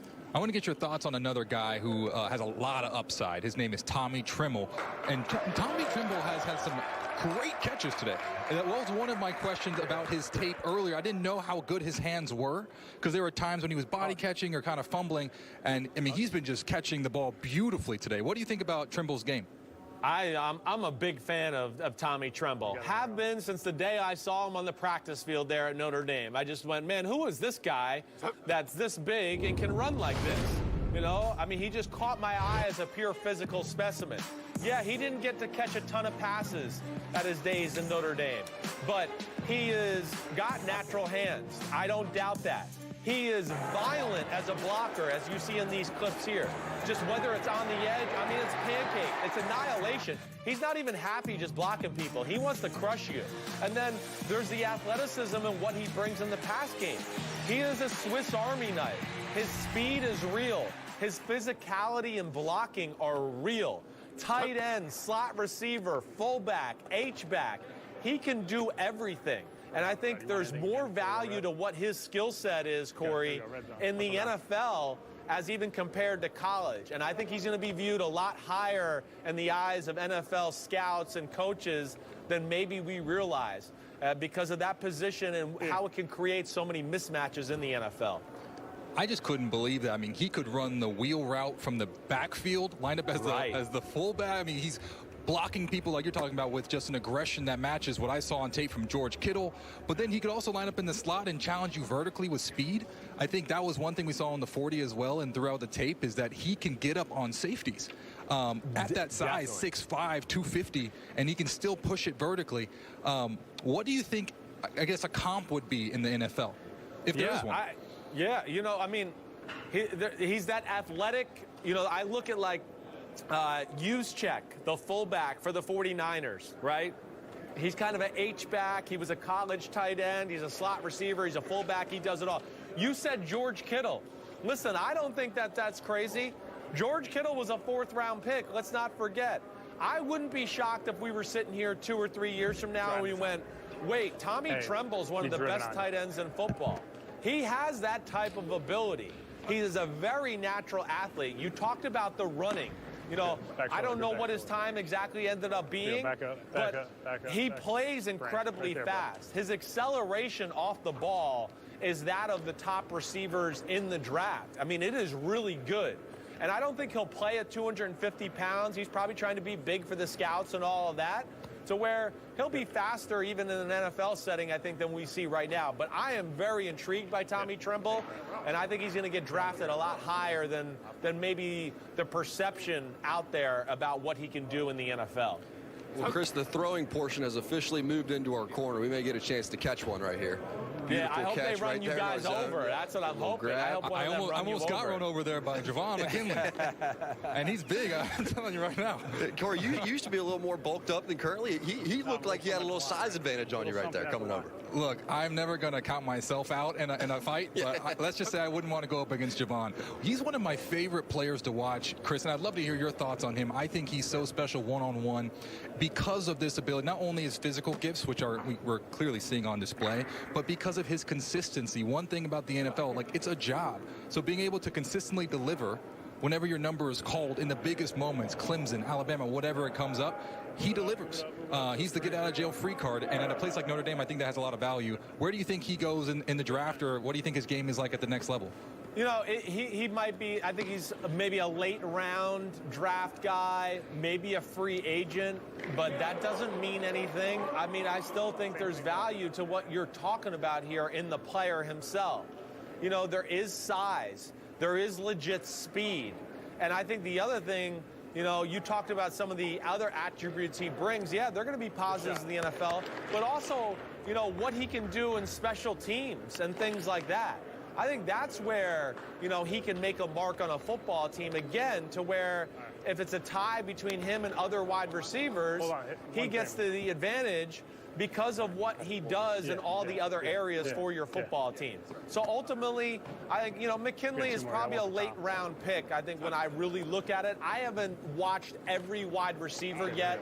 I've probably only watched the top 20 or so along there, and I don't have a total feel for the total draft to give you an exact, you know, determination where I think he ends up. But he's an NFL wide receiver, and I think he'll be on an NFL roster for sure. Well, he was used predominantly as a run blocker early in the year. Right. They were looking for any kind of help at wide receiver as Ben Scaronick comes over from Northwestern, and everybody thought he would be able to give them a little bit of depth. He pulls a hamstring, so they just start going very deep into the depth chart trying to figure out somebody. And Javon McKinley, very quietly, both Corey and I were like shocked. Yeah. 717 yards. He almost got over the century mark. I mean, you know what I mean? With a 1,000-yard back in Kyron Williams. I mean, when you think about Notre Dame this past year, you thought, okay, very conservative, maybe take a shot here or there, but they run their offense through their tight ends and through their running back, right? And they had a 700-yard receiver. And that's kind of what I think is so fascinating. Coach Kelly was saying that one of the things that they're really good at here is developing players where, especially receivers, they have their best year in the final year. You look at Will Fuller, Chase Claypool, Miles Boykin, names that are all doing well in the NFL. But when they were here, right, you kind of sleep on it. Like, Will Fuller was like a 3-star recruit. No one even knew who he was until sophomore year, you know? And Chase Claypool, now he's making all this noise. But once again, when he was a freshman, I remember coaching him, Miles, who's here in attendance today, and Javon, and they were completely different players. I remember when they were freshmen, it was night and day. That's a good point, and it was really the first time that we had gotten a look at Javon McKinley as a pass catcher, and it was the second half of the year where we saw him come on so strong. 4 games over 100 yards, FSU, Clemson round 1, UNC, and Syracuse. A great 50-50 ball wide receiver is the main thing that Coach Reese kept hammering home to us. He's the 50-50 ball guy. We just put it up to him, and he goes and wins. And there were some teams that had great cornerbacks, you know, first-round top-level cornerbacks, high-projected guys, and he was beating them. And Coach Reese thought that would serve him well as these NFL teams start to take a look. Yeah, I totally agree. Like I said, for me, I'm a little biased because I was a possession receiver once upon a time, and I just think that's the best quality. If no matter what happens, 4 games without a reception, I've been punishing people on run blocks, you know, spurning touchdowns for my guys in the backfield. You call my number, fine, 3rd and long, I'll get it done for you. You know, to me, like, that is like the greatest compliment you can give a guy is, hey, when my back's against the wall, can you bail me out? Yeah. And Javon McKinley consistently did that, so he won my heart. But another guy I think it's interesting to look at is Ben Scaronick. He had I know he had some injuries, particularly right now he's limited in today's pro day because of a foot injury. Guy that's standing alone in one spot all the time, he's less dangerous because you know exactly where he's going to be. When you have a threat comes in multiple angles and comes at you from different places, it's always somebody that you have to talk about, you have to prepare for.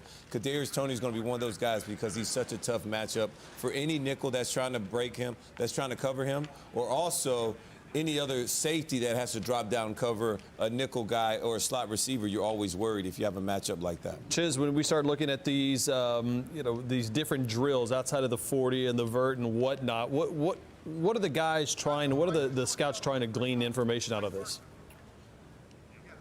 Well, it depends on which one you're talking about. You know, the Pro Shuttle is probably the next drill. It's the drill where they're going to go 5 yards, change directions, go 10, and come back 5. That's probably the next most important drill. You're seeing it right here. Or no, this is this is 3-cone. But they're really wanting to see you transition body weight. They want to see how fluidly you can bend. You have, ankle flexion. Football is a game of being able to bend, guys. You never play the game straight up. So what is the game of football? The game of football is bending and changing directions. How efficiently can you do that? How fluently can you do that? So guys want to know, when I go around a cone, am I laboring to go around a cone? When I bend to touch, how efficiently can I get back up from a low position and explode and accelerate? That's what the game is. It's a game of stop and starts. It's a game of changing body position. It's a game of transitioning weight. So all of these drills, whether it's 3-cone, whether it's the 5-10-5 or what they call the Pro Shuttle, all of those are athletic measurements, right? They want to see how athletes move. And think about it, guys. That's why if you sit there and you watch a DB, here I believe is Marco Wilson, right?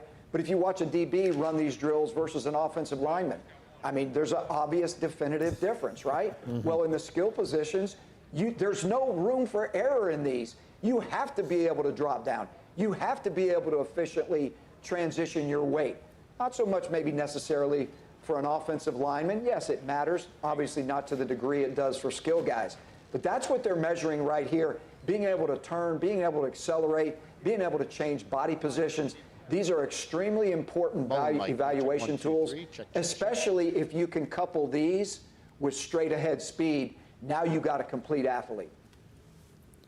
We're talking about, and also we just saw a couple of seconds ago, Roman. We saw Roman Harper. You're about to see Roman Harper right now, but we saw Marco Wilson. How big of a day is it for Marco Wilson? We heard around a 4.38. Just coming on the heels, really the last time we saw him in a marquee game was that LSU Florida game where he infamously threw the shoe and kind of maybe changed the outcome of that one. How can he kind of change that perception in just one day out here? Well, not so much as a perception of that. I'm not going to get caught up on whether he's a bad guy or throwing a shoe. It's just a part of the moment. But you really love that he was able to step on campus, be an immediate starter as a true freshman. When you're in the names and likenesses of Joe Hayding and other great corners at Florida, that's good company to be in. He was one of those guys. He had an injury in his sophomore year. Junior year came back really strong. And this past year, it just, as a Florida as a whole, was tough to watch. I didn't think any of the guys improved themselves when they watched the tape because of so many mental errors, and you didn't know what Florida was doing. Was it coach plan? Was it the scheme? Or it really did not allow the players to really showcase their talents. I think Marco Wilson is one of those guys that can come out here today, prove on how talented and how athletic he is, and really go through these drills, shows his ball skills and things of that nature to say, hey, this guy's got all the tools. We just need to get him into our camp, under our system, under our tutelage, and we're going to have a knockdown, drag-out starting corner where everybody else may not have projected him to be that on day one. And Chiz, when you look at it, he was thinking about going pro with when C.J. Henderson decided to go. He said, no, I want to come back because you knew he was competitive. He says, I want to play Georgia this year. And ultimately, they did. And ultimately, they beat Georgia. But what did you see out of Marco Wilson? Go ahead and mute them real quick until they get back onto the field. Nah, I didn't see. Well, we saw Ian Book throw, and honestly, there was a couple of nice throws there, but he's not really going to be on my board at all. I have no real intentions of even considering looking at Ian Book at all, honestly, at all. We'll see who's what's on now? A Heisman Trophy winner, #1. Yeah, I'd love to have my name called on draft day, not only because it would be a blessing for me to hear, but for my family. We can put this on music. Really... But nah, they haven't shown it. If Trask has thrown, they haven't shown it. We've seen him run everything though. We saw him run the 40. He just ran the shuttle right there, but he has not thrown. The only issue with that is why would Trask throw? If he just, it depends on when he ran those. Like, are they just now showing him run the 40 and the shuttle, but he ran those like an hour ago? The thing is, if you're Kyle Trask, like, why would you run the 40 and the shuttle like half an hour before you start throwing, right? Like, when's he gonna throw? Like, I feel like as a quarterback, I wouldn't want to do my running drills like that so soon before I start throwing, right? So we'll see when he actually throws. It depends on when he actually ran those drills, because the 40 got shown a minute ago. His 40 got shown like 45 minutes ago. As far as his shuttle, we only just now saw that, but they have not shown him run yet or shown him throw yet. He's the winningest quarterback in Notre Dame. Yeah, the winningest quarterback at Notre Dame.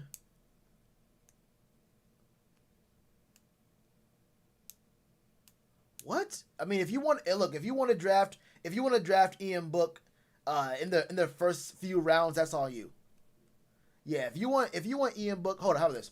Which team should draft Ian Book? Which team should draft Ian Book? Real quick, Mbulelo. Which team should draft Ian Book and in which round? If you don't say the first 3 rounds, then why are you talking? If you don't see a QB needy team in the first 2 rounds, honestly, if he's that good, draft him in the second round. Yeah, in Notre Dame history. That's the winningest quarterback in Notre Dame history. That's cool. Now, where should he go? Where should he go in the draft?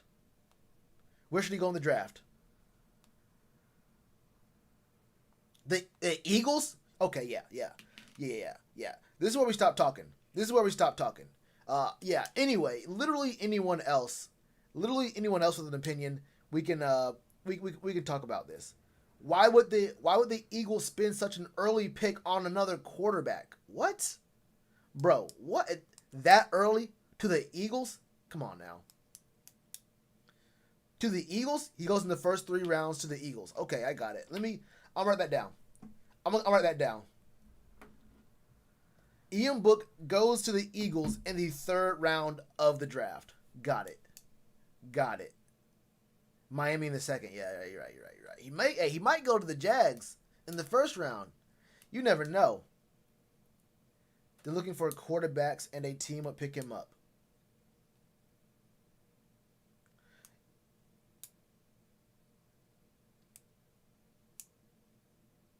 He's been talking to the Eagles. A lot of people are talking to a lot of people. What do you mean? Wait, a lot of players are talking to a lot of teams. I promise you, teams are talking to players who they have no intention of ever drafting. It happens a lot. There's been every single year teams that don't need quarterbacks talk to quarterbacks to get in their head and see what they think about. Bill Belichick's done it for the last decade. He always talks about how he talks to, even when he had Brady years ago, he'd still talk to quarterbacks and see where their head was at, especially if he thought that AFC East teams might draft them. He always spoke about that numerous times. Well, if it's Niners in the 5th round, then like I said, I don't care. I didn't say Ian Book wouldn't get drafted, but I mean, Ian Book is not high enough on my list to really even consider talking about. Like, he's not really on my board at all. Like, talking about a 5th round pick, okay, a 5th round quarterback, that's like a coin flip. A 5th round quarterback is a coin flip. Be real with you. I'm telling you what I know, he's going to be better than Kyle Trask. I mean, talk to the chat about that. I'm not really high on Kyle Trask anyway. The way I see it, if Mac Jones falls to the very first pick in the 2nd round, I pick him. After that, I'm not really big on Kellen Mond either. Like, if my choice for a quarterback starts at Kellen Mond and farther back, then may as well just go Javon Holland, go Leatherwood in the 2nd round. And after that, I mean, I'm not picking up a quarterback in the 5th. Why pick up a quarterback? We have enough backups. Like, if we have to get a quarterback in the 5th this year, we're still drafting a quarterback early next year, right? And I'd rather get an old dude to be my backup. We still have PJ Walker. We still have Will Grier for a couple years. So I mean, I mean, I'm not really looking to use my 5th. There's a lot of value in round 5 anyway. Mac Jones is whack. Mac Jones is good for very early 2nd round. There's insane value for Mac Jones in the 2nd. Indeed, there if he can't fall that far, which I don't think he will. It all checked all the boxes. No. Mac Jones at the very top of the 2nd round has insane value. That's insane value. On display here. We're going to get another one with Kyle Pitts here shortly. Hope to show you that from Gainesville, Florida. But let's just take one more look before we get to break at Ja'Marr Chase. down, running routes. I mean, absolutely testing off the charts. You mentioned the sub 4.40. Where's Pitts going? I like him in for the Dolphins. The 11-foot broad. High I key. mean, what more do you want? I like him a lot in the Dolphins. Scout, you go to these pro days, you've got to file a pro day report and send now y'all might get Jamar Chase regardless, this is what he did right? Today. And my email would y'all might get consist Jamar of 2 Chase words. regardless. Take him early. Take him as early as you want, Jamar Chase. But if it is 4 quarterbacks first, I can definitely see maybe he does fall. Maybe he does fall far enough to get to the Eagles. Probably not though, right? Probably not though, right?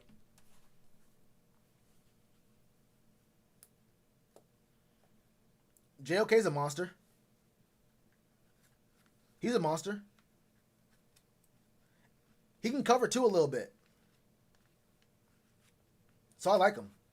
I definitely like him. No QBs this year. It's all about protection and disruption. See, that's why, look, man, it don't matter, right? If you have a great quarterback, say you're able to get a really good quarterback, but you don't address your O-line, then what's the point? If you can't address your O-line, if you can't protect that quarterback, then what's the point? It's like, yeah, we can get, if Kyle Pitts is there at 8, Kyle Pitts is definitely a weapon. That's crazy. Like if we got Kyle Pitts, I know that Teddy could look a lot better. But that don't matter when we don't have any kind of O-line and he's getting hit in 2.9, right? Dude's getting hit in 1.7, right? So if you have no O-line, it doesn't matter what your weapons are. You're not making the playoffs. With no O-line from the jump, you're not making the playoffs. Look how much a broken team like the Chiefs, look how good they were. And then their O-line got cooked, and then they were basically like a regular team. The Chiefs with no O-line, as good as they were.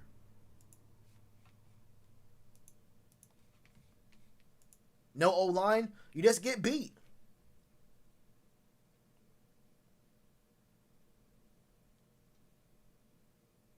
Y'all want Devontae Smith? He could fall. Y'all could get Devontae Smith. It's not really falling, honestly. It's not really falling. I mean, if you're the Dolphins and you go Jamar Chase, Kyle Pitts, or Devontae Smith, you can't go wrong. Yeah, you really can't go wrong if you have either one of those three. And I like Mike Gesicki. I think Mike Gesicki and Kyle Pitts could be a good 1-2 punch right there, running double tight end sets. But yeah, you really can't go wrong if you go Pitts, Jamar Chase, or Devontae Smith. I like all three of them, honestly. All more gamble? Nah, I think I'm trying to think. 2 of them are a gamble or 3? Hold up. Of the top 5, I think 3 for sure are a gamble. I think 3 for sure are a gamble. With Justin Fields being less of a gamble, you just got to put him in the right situation. But Trevor Lawrence isn't a gamble. Zach Wilson, I got my doubts about him, honestly. But I think the top 2 aren't gambles. Justin Fields can be. He was kind of up and down a bit last year. He had that injury to end the year off. So I want to see how he looks. But yeah, for sure, Trey Lance is a gamble. Trey Lance is definitely a gamble. And then Mac Jones isn't really a gamble depending on how high you get him. Mac Jones is only a gamble depending on how high you take him.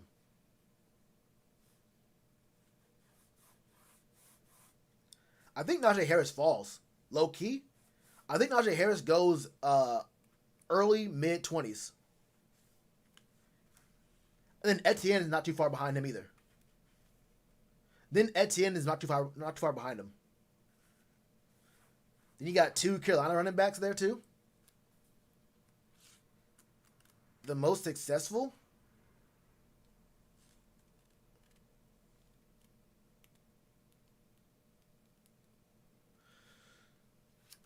It really might. Jags in the NFC South. Colts. Texans. Ooh. 4. I mean, it really might be Trevor Lawrence. For Kyle Pitts, who also impressed in the jumps, a You're in a 10'9" broad too? jump, right? 4.44, 40-yard dash. How about that wingspan? Our terrific researcher here with us working through our draft coverage, Jack, gave me some context here. Now, right? The Pitts 4. Nah, you can't. He won't do it. But running a 4.4 is kind of crazy. With in-depth analysis. He's head and shoulders above the other guys. Positional rankings. They could trade back if they don't like what they have there. And live look-ins to pro days for this year's top prospects. He just jumped himself into the first round. Path to the draft. Tonight at 6 on NFL Network. Rich Eisen's Run Rich Run campaign kicked off Super Bowl Sunday, and while Rich won't be running a traditional 40-yard dash at the NFL Scouting Combine like he normally does, he's still encouraging everybody to run your 40, whether that is a 40-yard dash or maybe it's just going 40 steps, 40 minutes, or maybe just doing 40 errands for a neighbor in need. Please support the cause. Make a donation to St. Jude Children's Research Hospital, and then post your video with the hashtag #RunYour40. Now, nobody gives more effort running the 40-yard dash than Rich Eisen. Brett Lewis, Daniel Jeremiah back here with you. We know that. Sitting here on this. And I hope we get Rich's 40 here somewhere. A bust? No, I don't think he'll be a bust, honestly.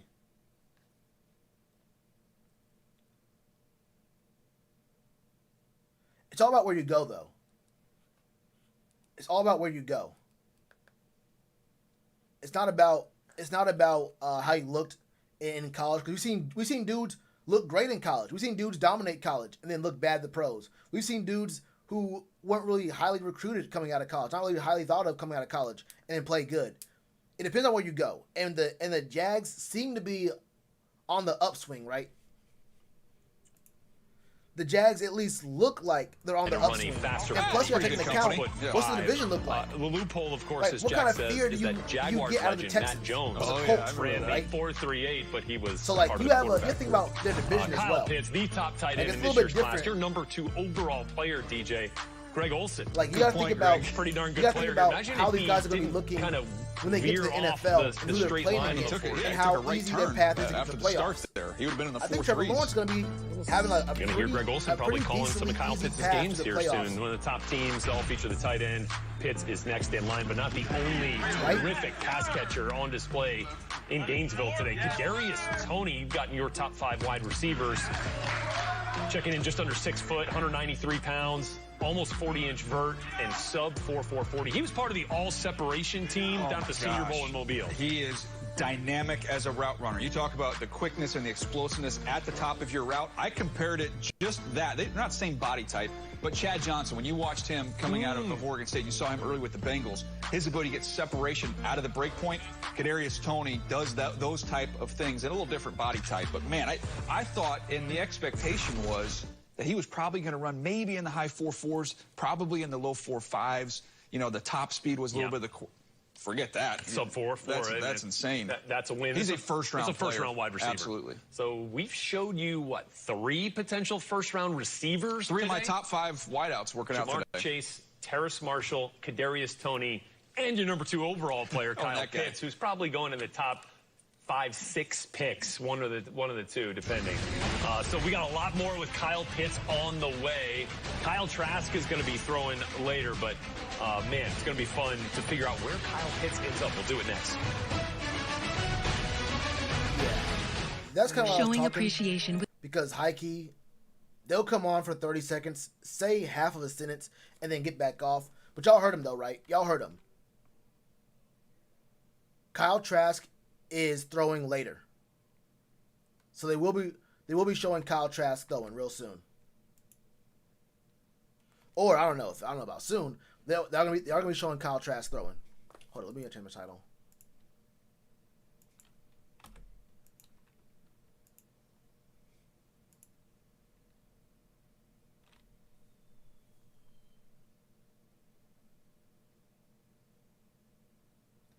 Hasn't had a good QB in a while.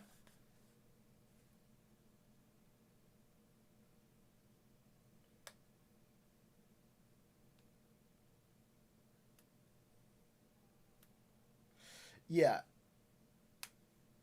You don't hear the volume of the commercials? Yeah, I know. That's on purpose. Yeah, you can't hear the volume of the commercials on purpose because I have it muted. Yeah, game winner. You probably should see Sam Darnold around a better team, but I hope it's not Carolina. I hope it's not Carolina. It's tough. That's what it's about. Like when you get drafted by a bad team in a bad culture at a bad time, then like you're gonna look bad. Like people aren't gonna be spending all that much to be getting Sam Darnold. They're not gonna give him as long of a leash, and plus you don't have him on a rookie deal, right? So very, very soon he won't be on a rookie pay scale, which means you're paying more for an unknown quality, right? You don't know what you're getting. You don't know exactly what you will be getting, and you don't know how long you'll be getting it for.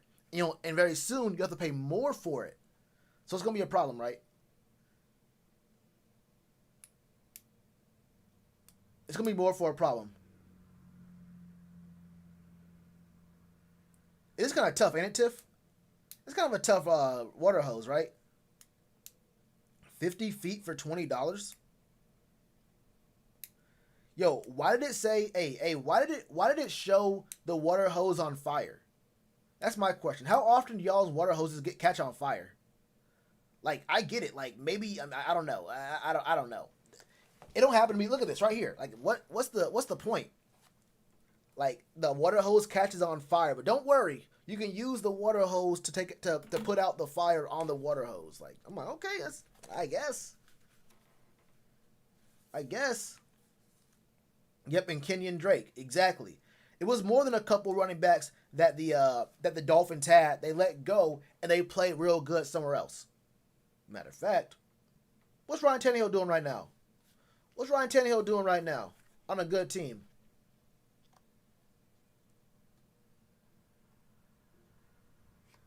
Cordell Patterson? Brett Lewis, Daniel Jeremiah here with you for the next couple of hours, talking playmakers today. And right at the very top of your top 50, the number 2 overall player, Kyle Pitts, has wowed already today from Gainesville at the Florida Pro Day with his testing numbers. 4.44 unofficial, 40 at 245 pounds and 6'5". Pretty darn impressive. He's going to get out on the field, run some routes here shortly. We'll have that for you. In the meantime, you got 3 of your top 5 receivers working out today on the Pro Day circuit, including down in Baton Rouge at the LSU Pro Day. Talked a lot about Jamar Chase, but Terrace Marshall's got first-round potential as well. Dude, they caught 23 touchdowns the last 2 seasons for the Tigers. Yeah, didn't finish up the season this year with LSU. I think it was 7 games he got in and then opted out. But, man, he's fun to watch because the versatility that he has at the size he has, to be able to play inside, to be able to play outside. You see some of the quickness here working at the top of the route. That's what I wanted to keep an eye on today, was him at the top of routes. I know he can build speed down the field. I know he tracks the ball extremely well. But can he gear down? Can he work back downhill efficiently? I thought it was pretty smooth today for a bigger wideout at almost 6'3". I saw what I needed to saw that puts him right in that mix there. You're talking about late first round, early second round at the worst. He's going to hear his name called. How about the 39 vertical? With that frame to go up and get the football. That's a catch radius right there. Yeah, so when you've got somebody a little hint of tightness there on that one. But overall, to me, he's a top 5 wide receiver in this draft class. Might get punished a little bit because of the depth. Like, I think you'll see the Alabama kids. I think you'll see Tony, obviously. Jamar Chase going to go high. But after that first 4, I could see teams saying, okay, the difference between 5 and 8 is not that great. We could maybe wait a little bit. Sure. So I think you could see a little bit of a lull there before they come back around. And if you want to talk about catch radius a little bit and kind of try to add it up, I mean, Kyle Pitts was 6'5", I think jumped 33 on the vert. 3 inches shorter for Terrace Marshall, but he jumped about 6 inches higher. So, I mean, like, you've got, it's all there. Or it's all relative here, and he's a big target. We've got so many pro days going on today, but I just got a text from somebody that was at Kentucky. Jameen Davis, the linebacker, ran 4.49, vertical 42 inches, broad jumped 11 feet. Linebacker. A linebacker. It's like Micah Parsons' numbers out there from Penn State. All right, let's get back to Baton Rouge, though. We were talking about Terrace Marshall. Jane Slater was able to catch up with him. All right, Terrace, you were playing here alongside guys like Justin Jefferson and Jamar Chase. What was it like being able to work alongside those guys, and how did that help you this season? It was amazing. The chemistry that we had together, on and off the field. It just made us better every day. We all 3 are just competitive players, and we just made each other better every day. The one thing that scouts have told me about you, obviously you're a big guy, but they say that you're able to drop your weight, coming in and out of routes. You're an inside-outside guy, prototypical receiver. Where does some of that come from? Just me being, I say just being versatile, with sports, just playing basketball, running track, just being athletic. That's just my bloodline. Just me, I make everything look comfortable, even though with my size, I just make everything look comfortable, and I feel like I'm very versatile. Where have you seen yourself improve? I know that you opted out after 7 games, started working with David Robinson, who's worked with guys like Jerry Jeudy and Chris Godwin. Where have you seen yourself improve, just getting some of that time away? Me just, I always knew I was fast, but me just making it look fast in my routes, showing my speed in my routes, coming off the ball more explosive, and just being able to stop on the dime more. That's one thing I can say I improved on a lot in this offseason. Aside from the numbers, what are coaches and teams getting from you when they add you to a locker room? They're going to get, number one, character. I'm going to make everybody around me better. Number 2, man, you're just going to get an overall great player. Very versatile. I'm going to be able to play, inside and outside. I'm going to be able to do whatever the offensive coordinator asks me to do. I'm going to score a touchdown. So. A lot of scouts have now started looking at you possibly moving up into the first round. You a first-round type player? Most definitely. Love the confidence. Thanks so much for your time. Yes, ma'am. Thank you. Looking right there at another potential first-round receiver in Terrace Marshall. Could get 5 of those guys off the board in the first 32 picks. Brett Lewis, Daniel Jeremiah here with you. We got a lot more coming up for you on another special Path to the Draft edition here. We're talking about the Florida Gators down in Gainesville. You've seen the Tigers. They are now done in Baton Rouge at LSU. We'll also get back to South Bend at Notre Dame. But when we come back, another trip to Gainesville, checking in on Kyle Pitts, Kadarius Toney, and that talent-rich environment that the Gators have on display at Pro Day right after this.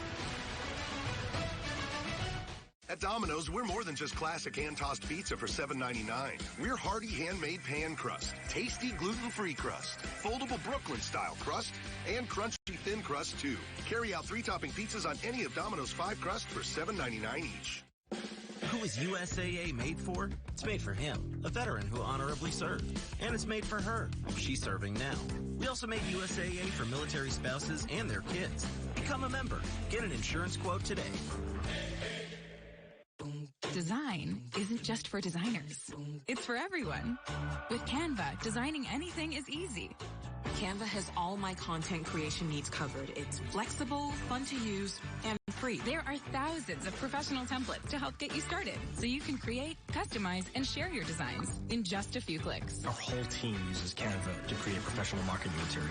It's our secret weapon for design. Start designing for free at canva.com. If you owe the IRS back taxes, here's some advice. Don't wait. Today you have options. Tomorrow you might not. Optima Tax Relief works to help stop the demand letters, stop the aggressive collection actions, and stop the IRS from targeting you. They're experts in the Fresh Start Initiative, one of the biggest breaks the IRS has ever offered. If you qualify, you could save thousands. And instead of collection letters, you could get a letter like this. Here's a client who owed over $25,000 and resolved it for only $1,600. Wouldn't you like a letter like this? Optima is A+ rated with the Better Business Bureau, and they get results, having resolved over $1 billion of tax debt for their clients. For tax help you need, for tax help you can trust, call Optima for your free consultation today. For your free consultation, call 800-927-8773. 800-927-8773. That's 800-927-8773. Optima Tax Relief. Yo, for some reason, I'm dropping a ton of frames right now. Before it wasn't lagging at all, but I'm dropping a bunch of frames. I'm going to try to change my my bit rate real quick and come straight back online. Hold up.